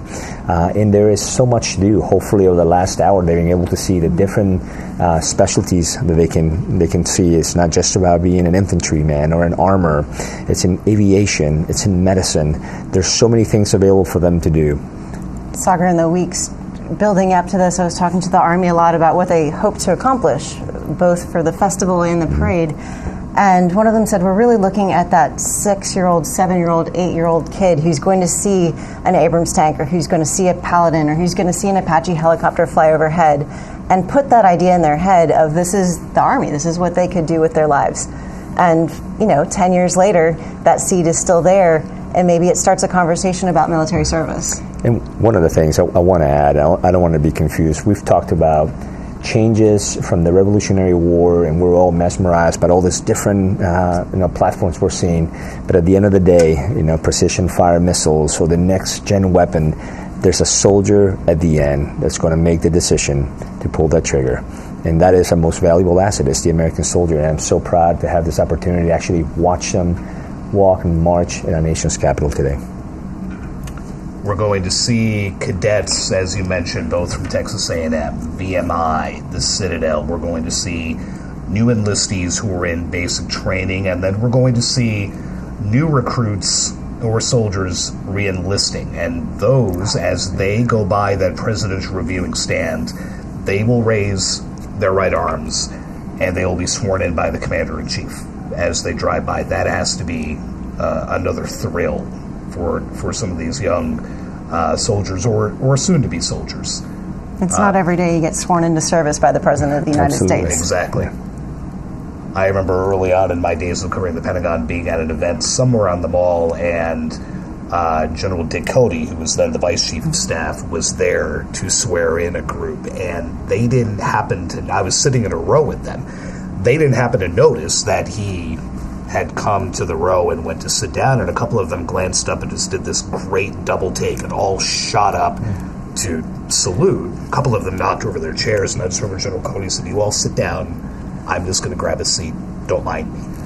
And he went up and swore them in, and I remember thinking then, like, wow, what a thrill for these 18-year-old kids that the number 2 officer in the Army just swore them in, which is pretty good, except when you have the Commander-in-Chief getting to do it. Absolutely. Even better. Absolutely. You think about it now, we have an Air Force and a Marine Corps and a Navy and a Space Force, but the Army really started a lot of this stuff. The Army had the first submarine. It was a single-person submarine called the Turtle, and it only went submerged 3 times. It didn't do anything it was supposed to do. It was supposed to be able to attach bombs to ships, but it was an Army vessel. The Army had the Army Air Corps, and it had the Army Air Forces, and it had the first fixed-wing aircraft in war. So even though you are now known more as a ground force with helicopters and combined air-ground, you've really kind of been all over the place. You're spearheading a lot of the initiatives that we have right now, technologically. Yeah, absolutely. Let's watch some more of this armor roll by, and we will get to watching some recruits get sworn in, and if the weather holds, eventually some helicopters and some fireworks. Stay with us.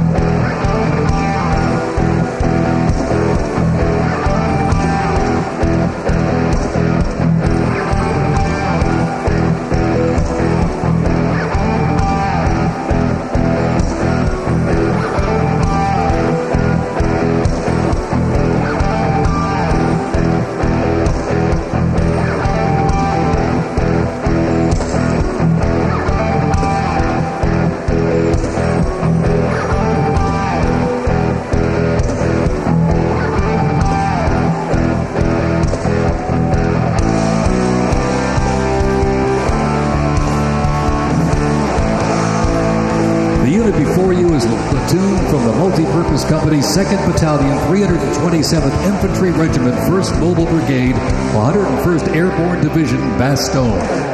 They are showcasing the Army's Transformation in Contact Initiative, a program that allows the Army to rapidly test, evaluate, and equip our soldiers with the newest technologies. Modern, mobile, and mission-ready, the Bastogne Brigade continues to adapt to new threats while staying rooted in the fierce resilience that defined its birth. They are carrying the next-generation squad weapons, the XM7 and XM250, both equipped with the XM157 optic. The vehicles are the infantry squad vehicle, a new mobility asset that can rapidly move through most terrain types. The trailer is the S-MET, and it's capable of carrying heavy loads under its own power through restrictive terrain. This platoon is equipped with 3 types of small unmanned aerial systems. They are the Ghost X, located on the S-MET, the C-100, and right above us there, the X-10D, which are flying above the formation right now.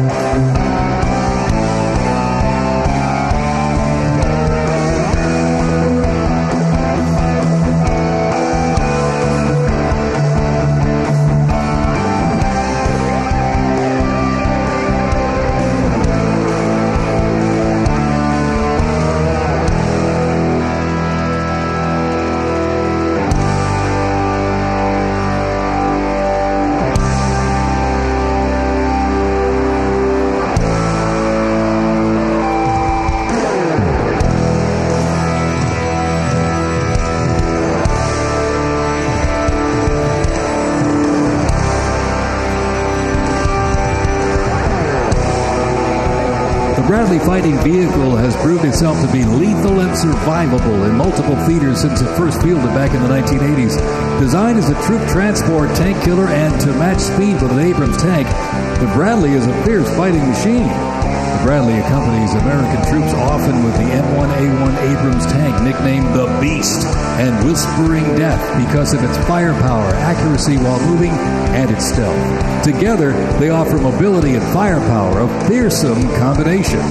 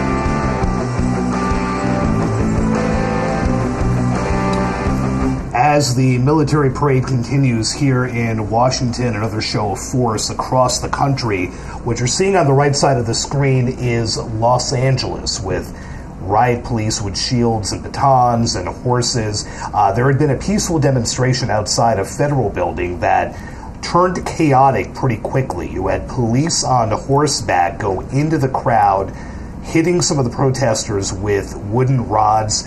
The LAPD then fired tear gas and used other crowd control measures that sent people fleeing. The LAPD issued a dispersal order, which was rather quickly ignored, and the crowd seems to have gathered itself again. One woman who was in that crowd said this was a total 100% overreaction. We were peaceful, we were just standing there, and they decided to come after us. So this is a pretty visual representation of on edge how many cities have been today. No King's rallies in cities big and small, from major highways to small town squares across America, even as the military parade is taking place here in Washington.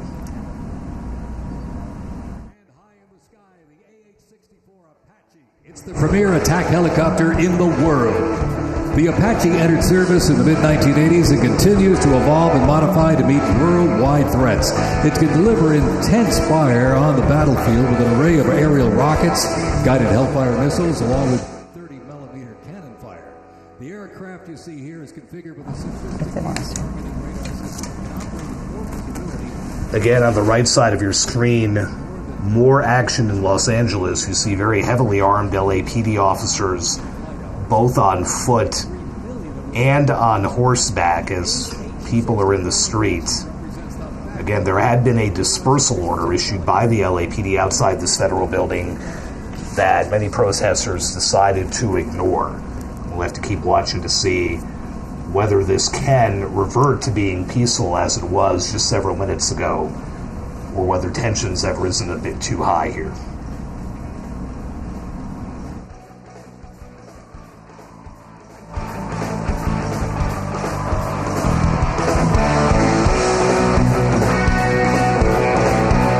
Special thanks to our sponsor, Lockheed Martin.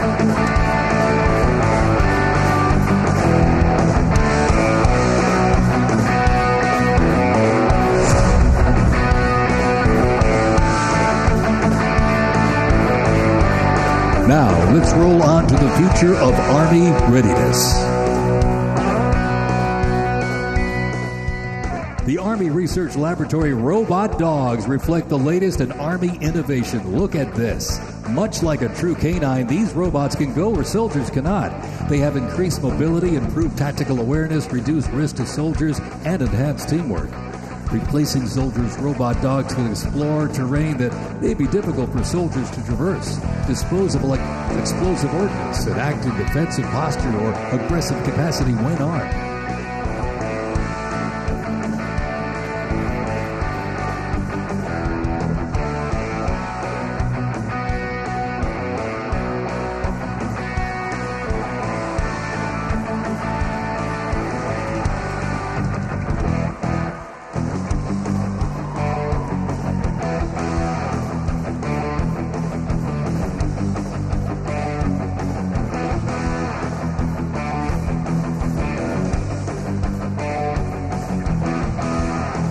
The Ghost Robot Dog is another innovation that can adapt seamlessly for various missions from recon to bomb recognition. These dogs reduce risk and support soldiers completely in high-stakes missions. They have a standard walk speed of 2 miles per hour and are working towards 6.7 miles per hour sprint.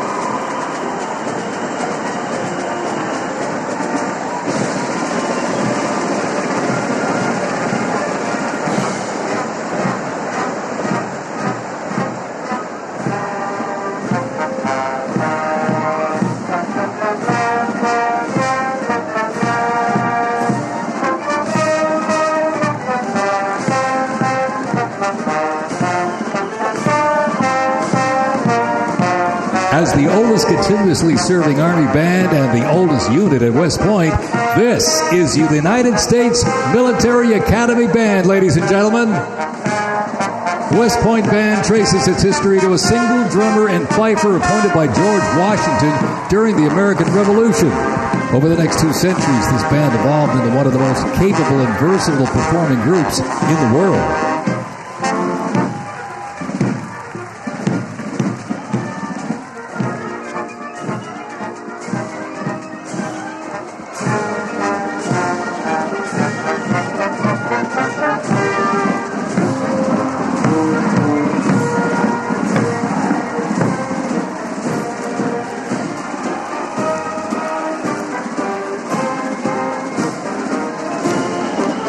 One of the most prestigious institutions in the world where leadership is forged and duty becomes destiny, this is West Point, where Army leaders are made.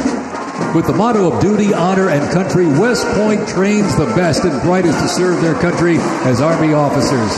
Founded back in 1802 by President Thomas Jefferson, West Point is the home of the Long Gray Line, a legacy of courage and excellence that includes 77 Medal of Honor recipients, 2 U.S. presidents, Grant and Eisenhower, and numerous generals, including John J. Pershing, Douglas MacArthur, and Norman Schwarzkopf.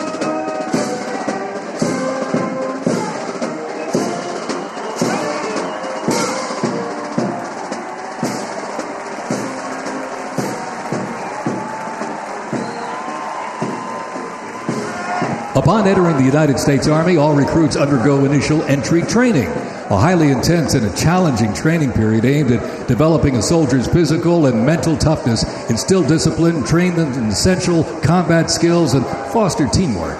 IET transforms civilians into soldiers based on the 7 core Army values: loyalty, duty, respect, selfless service, honor, integrity, and personal courage.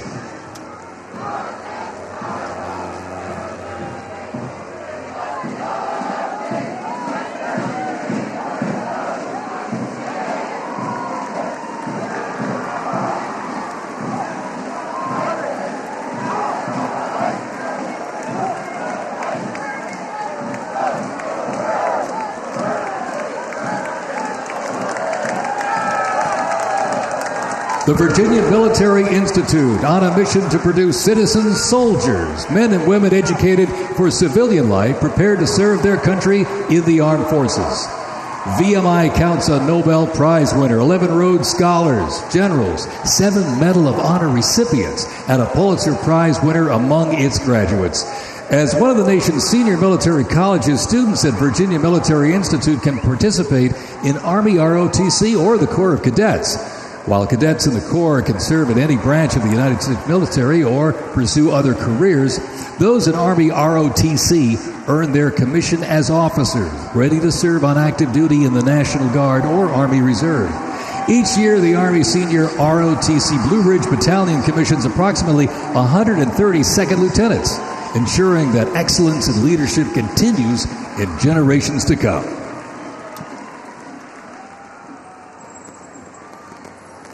The Citadel, the Military College of South Carolina, offers students the opportunity to participate in Army ROTC or the Historic Corps of Cadets. Founded in 1842, the Citadel is the third oldest of the senior military colleges and is known for its Corps of Cadets living and studying under a classical military system that makes leadership and character development essential. While military service is not required in graduation, more than 120 students earn their commission each year through the Army Senior ROTC Palmetto Battalion, playing a vital role in shaping the future.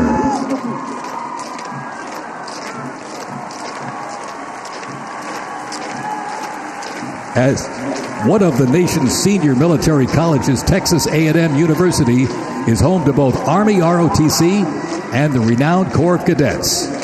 The Corps of Cadets' central purposes has remained building individuals that exemplify respect, excellence, leadership, loyalty, integrity, and selfless service. Students at the university who participate in the Army ROTC earn their commission as officers ready to serve on active duty in the National Guard or Army Reserve. Each year, the Army Senior ROTC Warrior Training Battalion at Texas A&M proudly commissions more than 90 second lieutenants and is honored to shape the future leaders of the U.S. Army.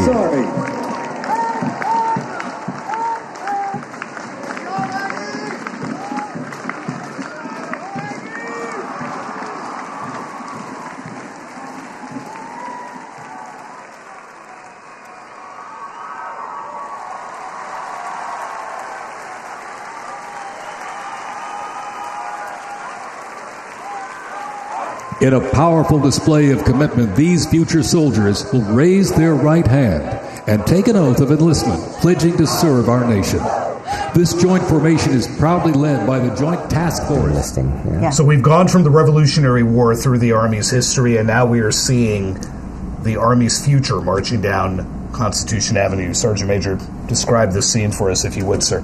Well, this is one-in-a-lifetime experiences right here. What you're seeing right now is you're seeing 250 soldiers, and you have a mixture of soldiers who are re-enlisting and soldiers who are enlisting in the Army. And they're going to face to the left, and they're going to face the Commander-in-Chief, and he is actually going to swear the oath to them. They're going to raise their right hand and swear to the Constitution of the United States, and that is powerful, and it's an honor to have that opportunity.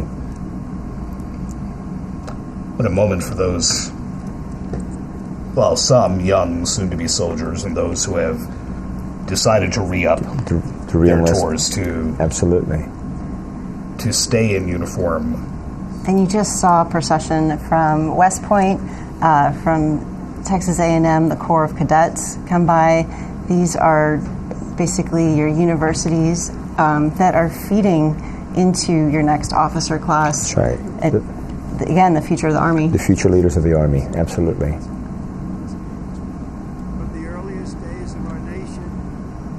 So that'll be one of the final acts of this parade. The Commander-in-Chief, who pushed so hard for this parade to happen in the first place, going back 8 years now to his first term, will personally swear in 250 American soldiers after a display that began about 90 minutes ago, a little bit ahead of schedule because the weather has been so unsettled here in Washington.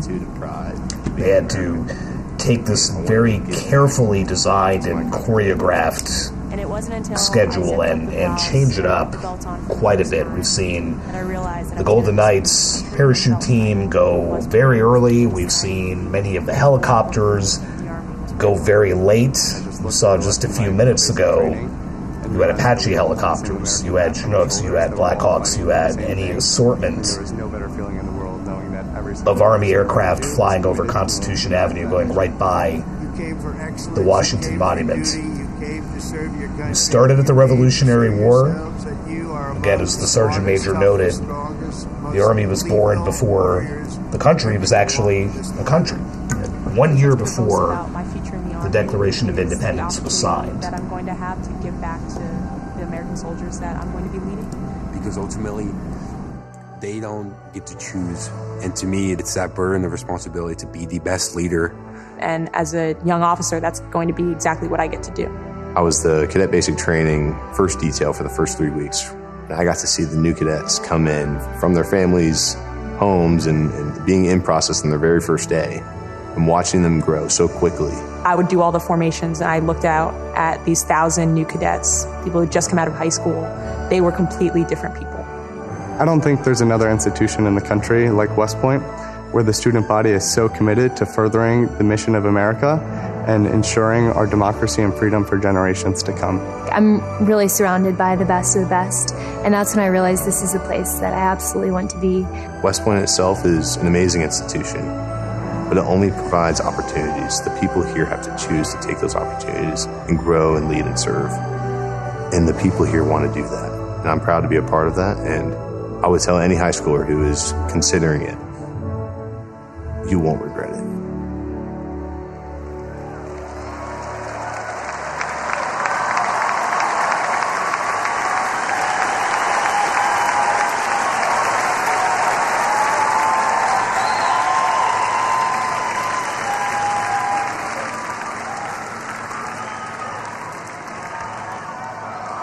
Left. Case. Mr. President, First Sergeant Norton reporting for duty, sir. Ready to commence the ceremony as directed. I state your name. Do solemnly swear that I will support and defend the Constitution of the United States of America against all enemies, foreign and domestic, that I will bear true faith and allegiance to the same, and that I will obey the orders of the President of the United States and the orders of the officers appointed over me according to regulations and the Uniform Code of Military Justice. So help me God. Congratulations. Congratulations. Welcome to the United States Army, and have a great life. Thank you very much. Have a great life. Thank you.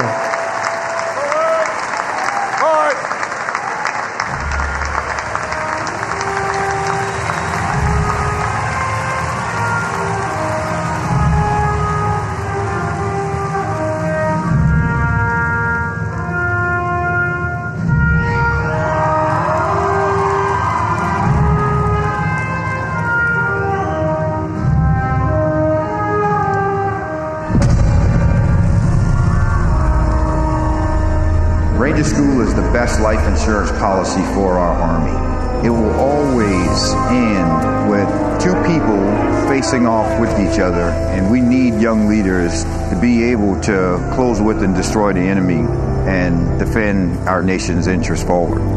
Surrender is not a Ranger word. It's not an option. I know that I'm not going to be able to get to do this again. This is my chance. It all starts at the legendary Ranger School, the crucible where these elite warriors are forged. It has been described as the longest approved gut check in the Army. Over 62 days, students will patrol hundreds of miles over mountains and through swamps under the crushing weight of their equipment. All the while, they are deprived of both food and sleep, forced to perform at the very edge of their physical limits. But it's not just the physical challenges that make Ranger School so intense. The mental strain will break these soldiers down to their core. If I have a come to God moment, I have to take my PC off my patrol cap, and on the inside of that, my commander gave me a Ranger tab, the yellow and black one that you get during graduation, and I pinned it to the inside of my PC. Ranger School is not for the faint of heart, but for those who are up to the challenge, it is the ultimate proving ground. They already didn't have enough beds for the people in our company, and our eyes reminded us that we don't have enough beds because there's not going to be this many people by tomorrow. Just a slight reminder that there's too many of you anyways, and not all of you are going to pass. Rangers, if you don't figure it out, you're about to get another casualty. It's completely different than what people would think Ranger School is like, but you can't put that into words, so it's hard to tell somebody something that you have to experience for yourself. They got a saying, it's called as the tab turns. So Ranger School is continuing to change and to develop, but at the end of the day, it is the same, right? They're always going to put you in scenarios that is going to test like your ability to actually make decisions on the ground. As you go through Ranger School, it is a gut check. It's going to check you out. And what's going to get you through it is whether you have it or not. Thousands and thousands of soldiers train all their lives to come here, prepare themselves to come to Ranger School, and only a few hundred leave here every class with the tab. It's not for everyone. I'm not going to leave until I get it, so just buckle down, stop complaining, and just get the job done.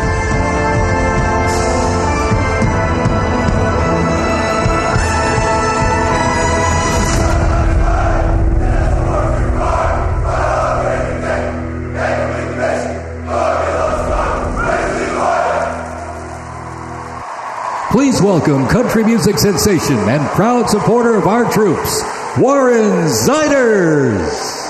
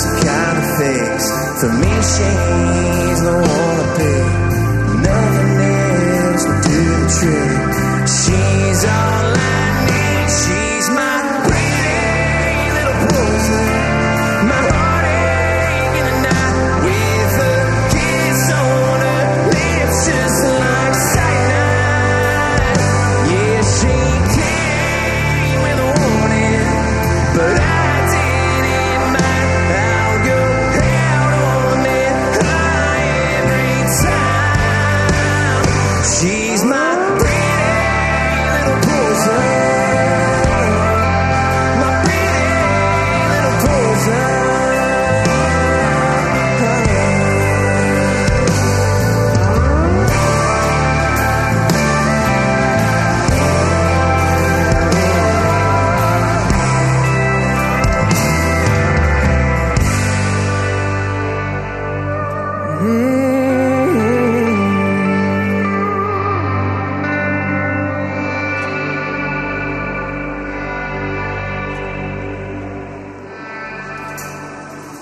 For some, I guess it's alcohol.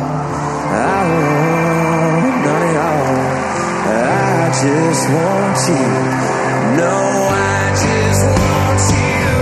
My pretty little poison.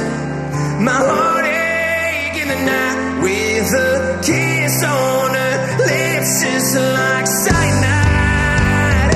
Yeah, she came with a warning, but I didn't mind. I'll go hell on that high every time. She's my pretty little poison. My pretty little poison. She's my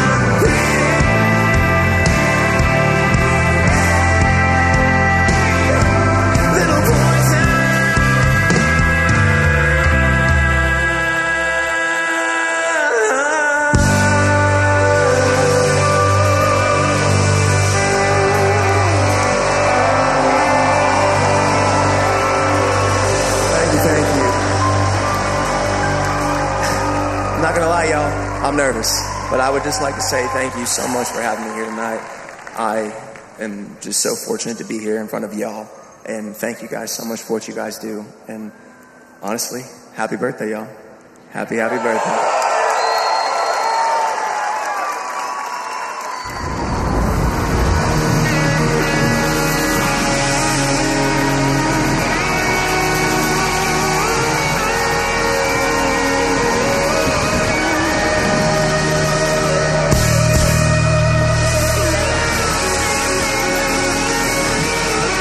This next song was loved by y'all, so if you know the words, please sing along. This song's called Ride the Lightning, y'all.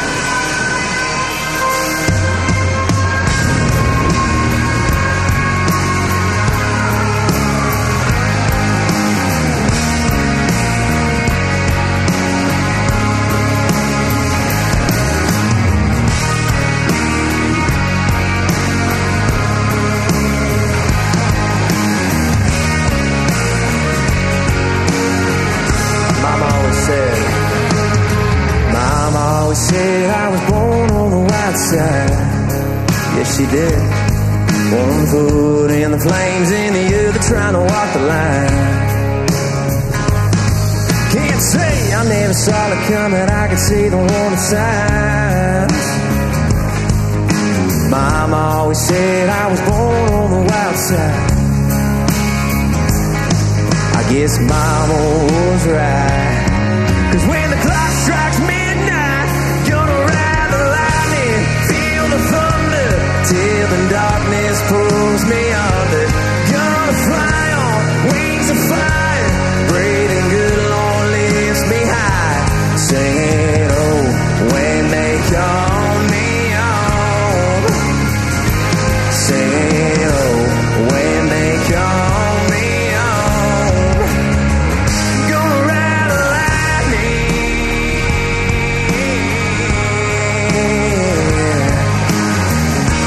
I see you singing, my friend. There's a man in a black coat standing at a crossroads, with a pen in his hand and a long list of life souls. They say flips a coin, fools at a fool's gold. There's a man in a black coat standing at a crossroads. I hope he lets me pass by when I close my eyes. Gonna ride the lightning, feel the thunder, till the darkness pulls me under. Gonna fly on wings of fire, breathing good, Lord lifts me high. Singing, oh, when they call me on. Singing, oh, when they call me on. Gonna ride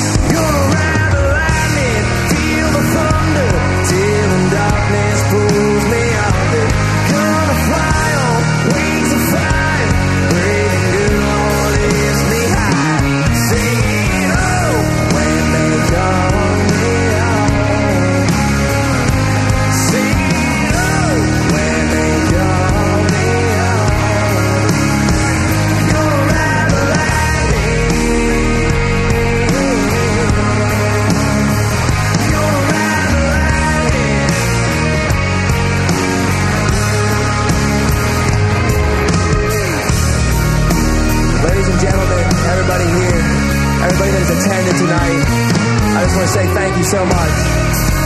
And I'll leave y'all with this. I'm more insiders, y'all. Thanks for having me.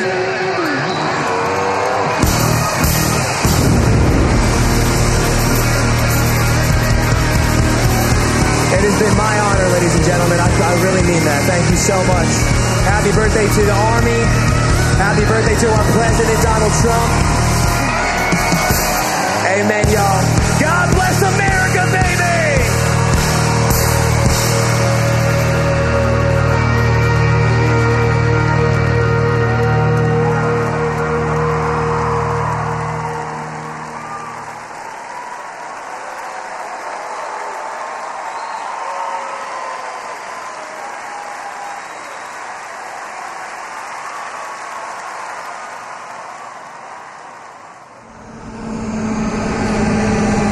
This week we honor 250 years of valor and glory and triumph by the greatest fighting force ever to walk the face of the earth, the United States Army. Each of you on the field today is among the most talented members of your generation. You could have done anything you wanted. You could have gone anywhere. You could have gone to any school. Matt's incredible heroism helped ensure that not a single American soldier died in the Battle of Shock Valley. For 2.5 centuries, our soldiers have marched into the raging fires of battle and obliterated America's enemies. The dignity, daring, and devotion of the American military is unrivaled anywhere in history and any place in the world. Our soldiers do not rest until they win. Our citizens know that you're standing guard, killing terrorists, crushing our enemies, and keeping America safe. But you're also keeping it strong and proud and mighty and free. This week we remember that we only have a country because we first had an army. As President of the United States, let me express my undying gratitude for every soldier here today, for every veteran and their incredible families, and for every patriot who has worn the uniform. Our debt to you is infinite and everlasting. With the grace of God, America will always prevail.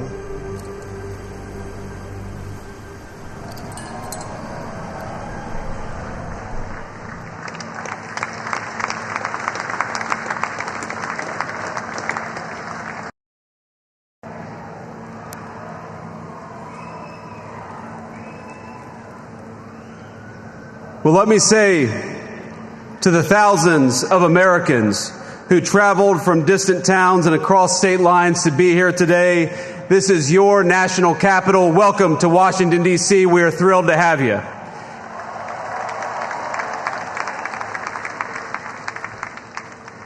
This evening, as we celebrate the 250th anniversary of the United States Army, the oldest branch of the greatest fighting force ever known to man, I want to say to all the soldiers all across our nation's capital and all across the world, happy birthday, soldiers. We're proud of you.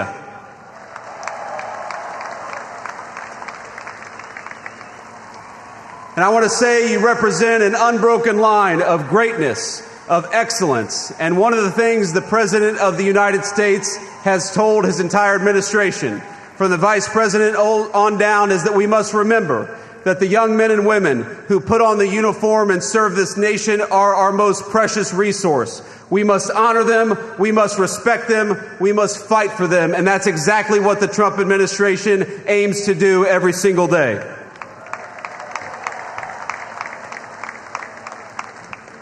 And so to our soldiers, we're so proud of you, and let me tell you that the way that we honor and respect you is, number one, we never ask you to go to war unless you absolutely have to. And number two, when we do ask you to go to war, we give you the weapons and the support needed to kick the hell out of the enemy and come back home safely.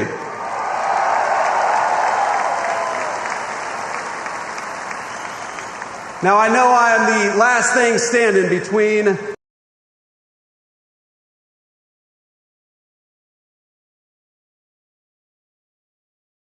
June the 14th is, of course, the birthday of the Army.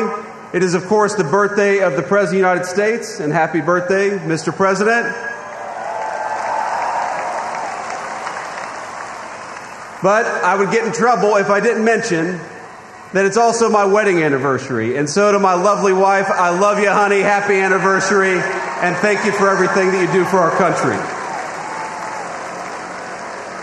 So without further ado, it is my pleasure to introduce the 45th and 47th Commander-in-Chief of the United States military, President Donald J. Trump.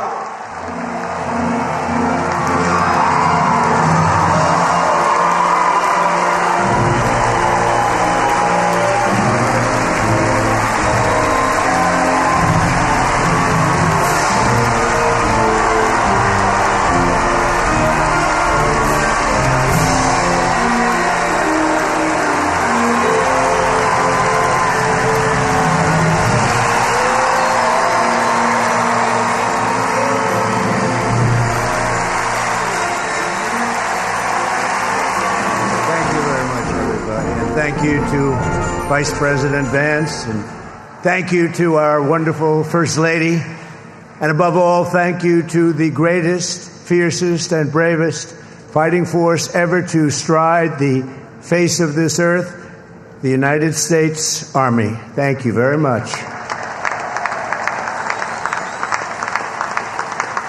Because the Army keeps us free, you make us strong, and tonight you have made all Americans very proud. They're watching from all over the world, actually. Made them all very proud. Every other country celebrates their victories. It's about time America did too. That's what we're doing tonight. And watching this magnificent display, our souls are filled with gratitude for every generation of warriors who have worn the uniform all the way back to the very beginning. So to every veteran across our land and right here in our nation's capital, including 6 recipients of the Congressional Medal of Honor, we love you, we honor you, and we salute your noble service to our flag and to our country.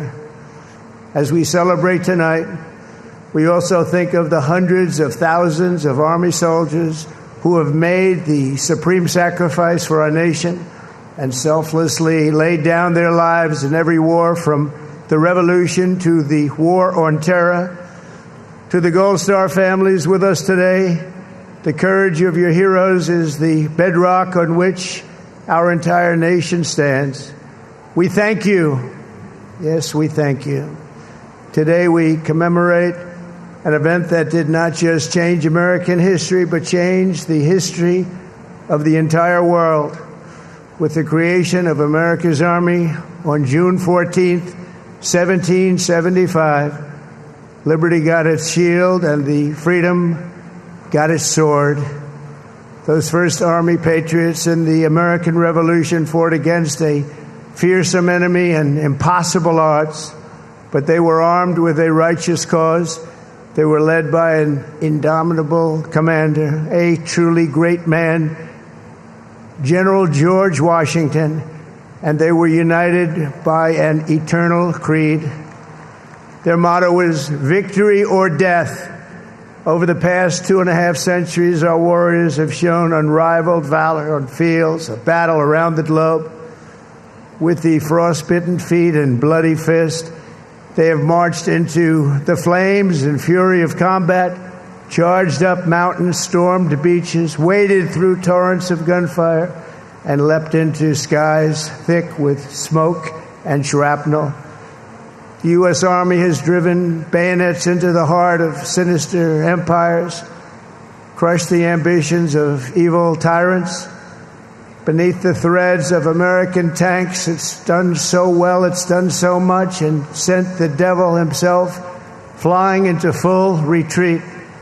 Time and again, America's enemies have learned that if you threaten the American people, our soldiers are coming for you. Your defeat will be certain, your demise will be final, and your downfall will be total and complete.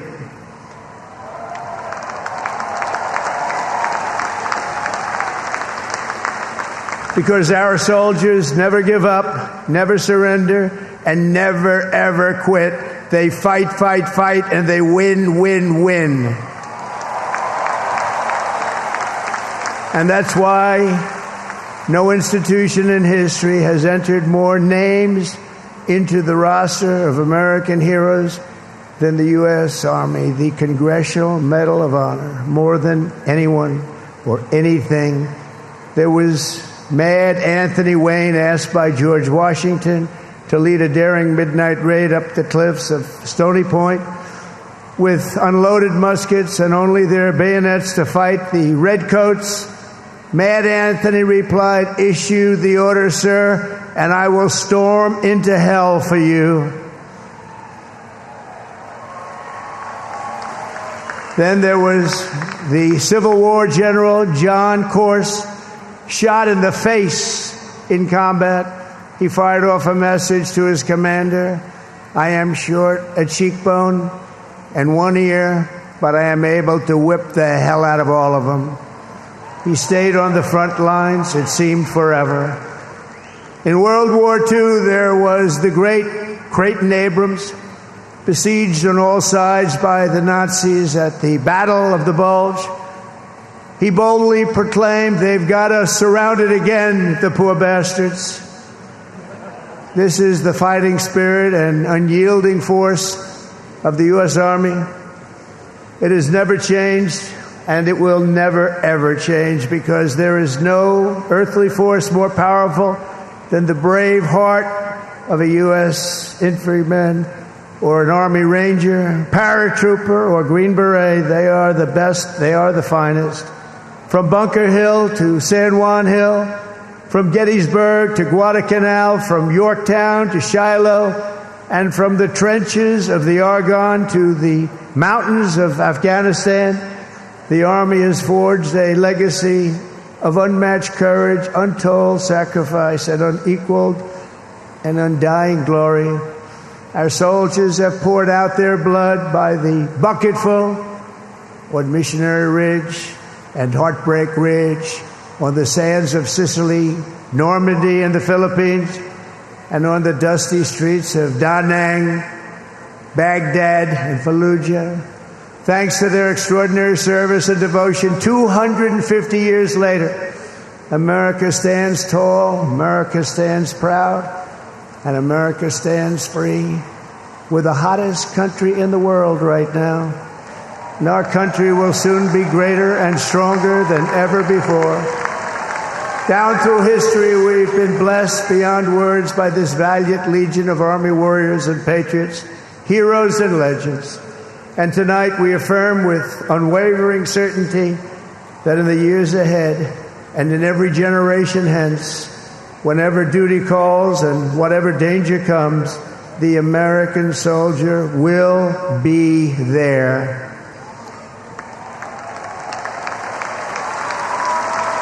No matter the risk, no matter the obstacles, our warriors will charge into battle. They will plunge into the crucible of fire, and they will seize the crown of victory, because the United States of America will always have the grace of Almighty God and the iron will of the United States Army. Congratulations to everybody. We love our country. We've never done better. Thank you. God bless you. God bless the Army, and God bless America.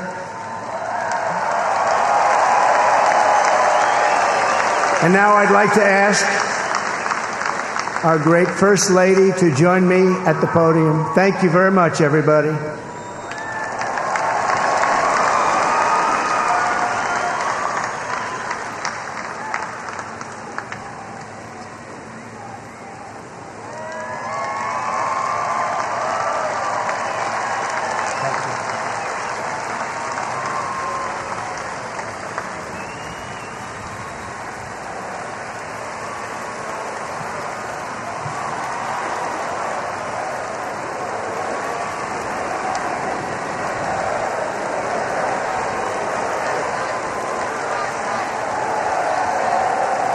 Mr. President, on behalf of the United States Army, the Army Golden Knights, I would like to present to you this flag, which was flown over our nation's capital in free fall during the Army's 250th birthday celebration.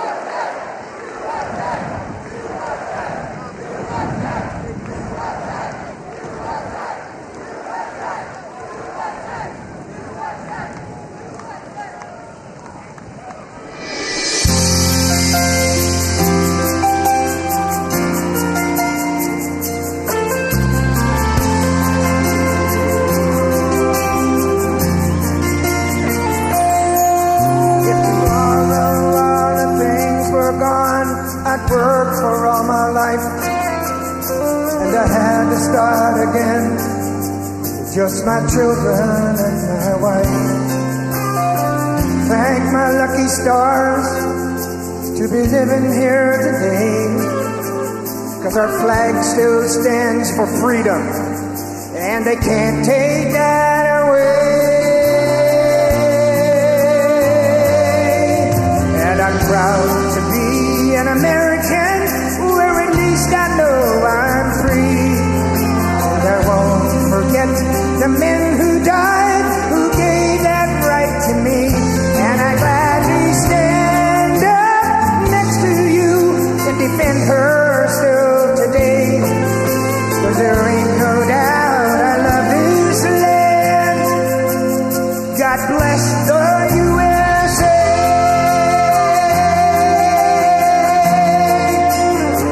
Happy birthday, Mr. President.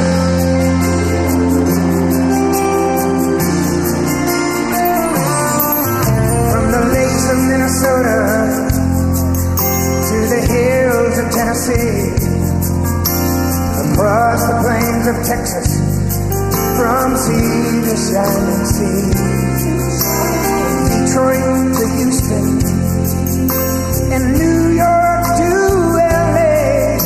There's pride in every American heart, and it's time we stand and say,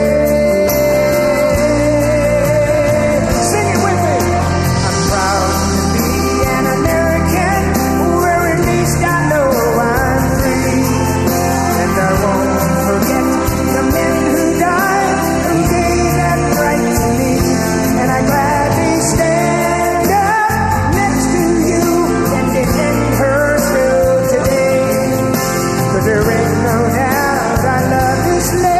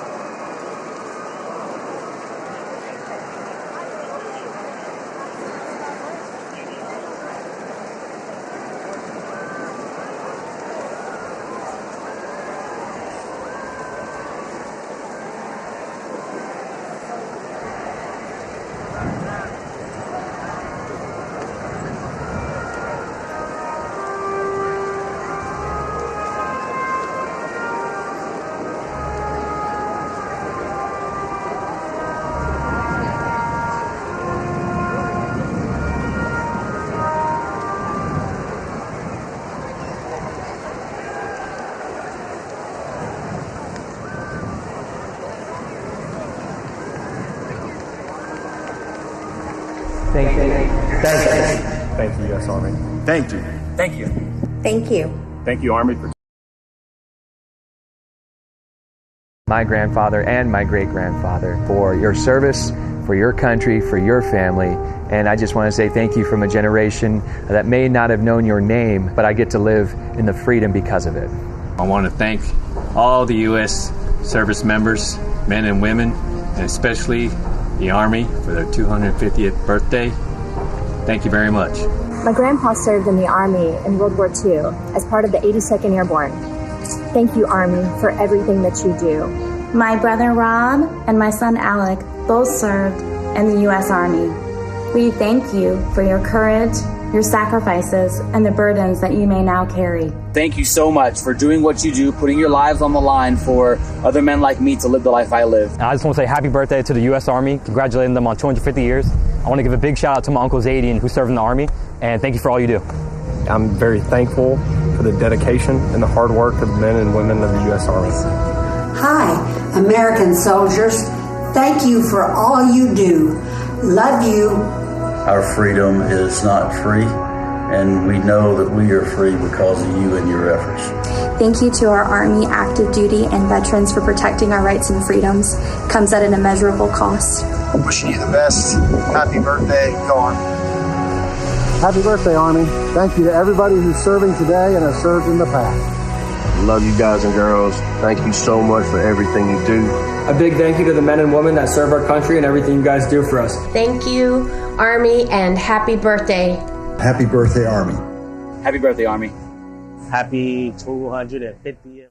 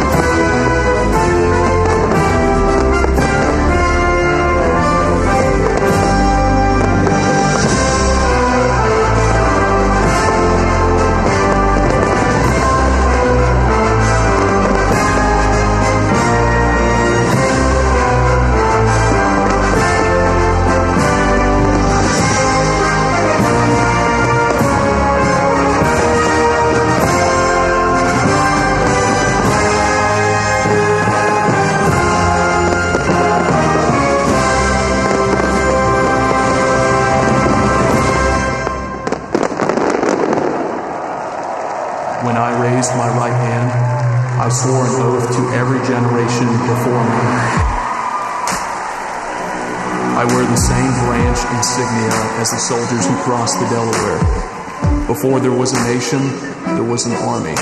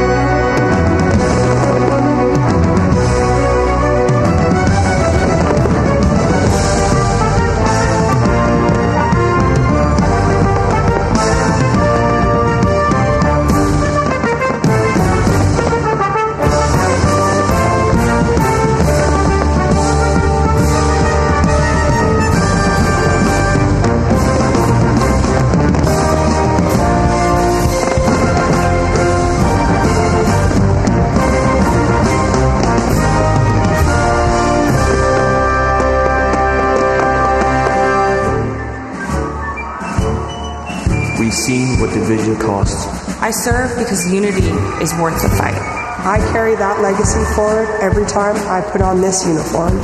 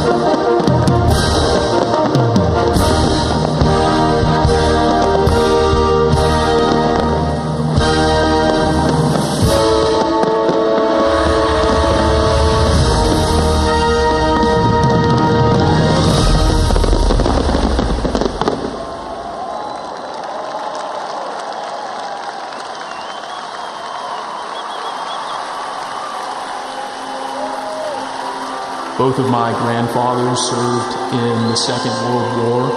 They answered the challenges of their time, and it is my goal in this uniform to answer and meet the challenges of my time head on. He ain't heaven, he's my brother.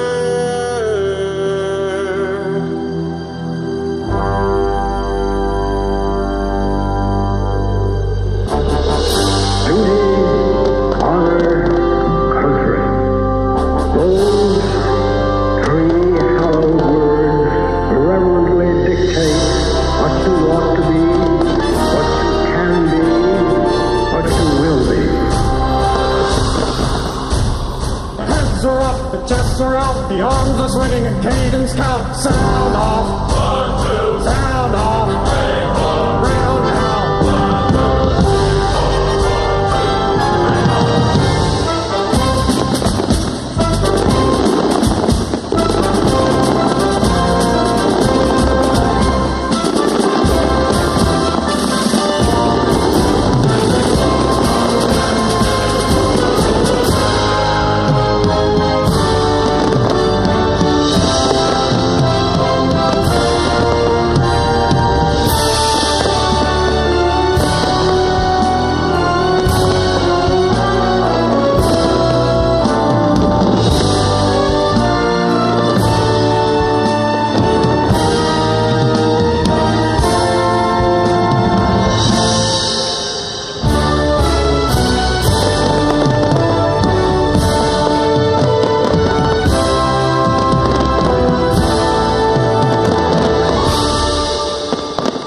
There's a strength in these bonds.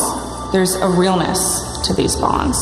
It's not just because this is your team, it's because your life depends on these people.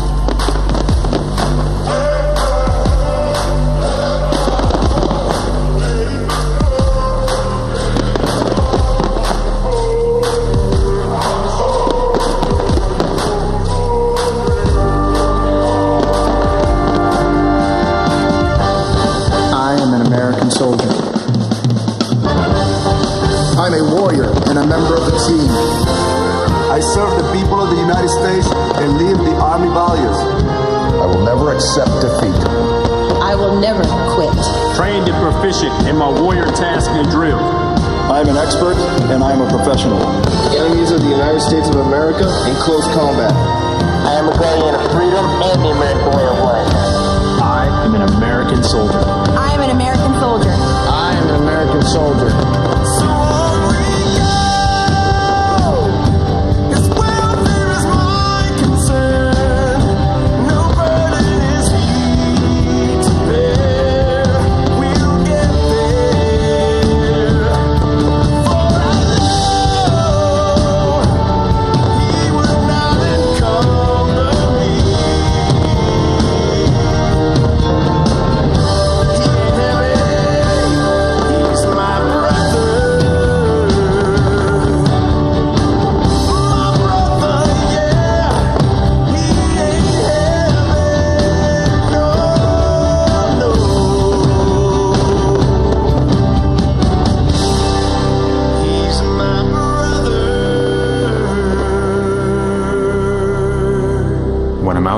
guarding the tomb of the unknown soldier. It is one of the most honorable jobs I think that I could have had in the military.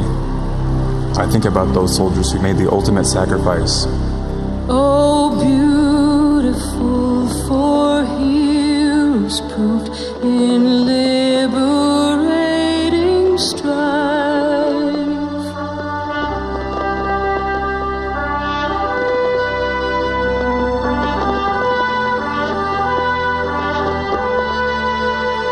Who more than self their country loved, and mercy more than life.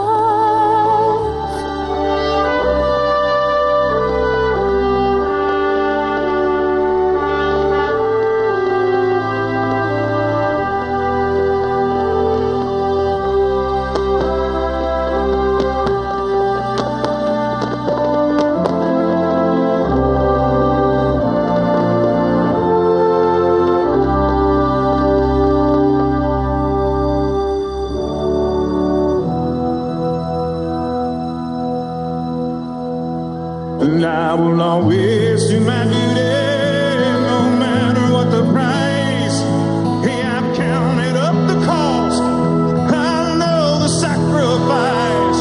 Oh, and I don't want to die for you, but if dying's asking me, I'll bear that cross with honor. Hey, freedom don't come free. I'm an American soldier, an American. Beside my brothers and my sisters, I will proudly take a stand. When liberty's in jeopardy, I will always do what's right. Man, I'm out here on your front line. Sleep in peace tonight. American soldier, I'm an American.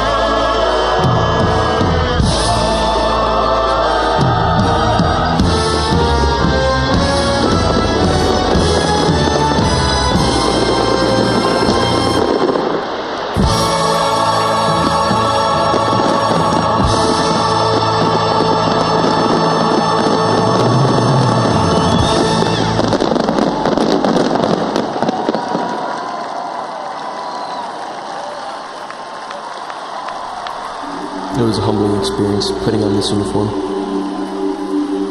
I believe this uniform is a symbol of trust, and it represents the highest ideals of our country.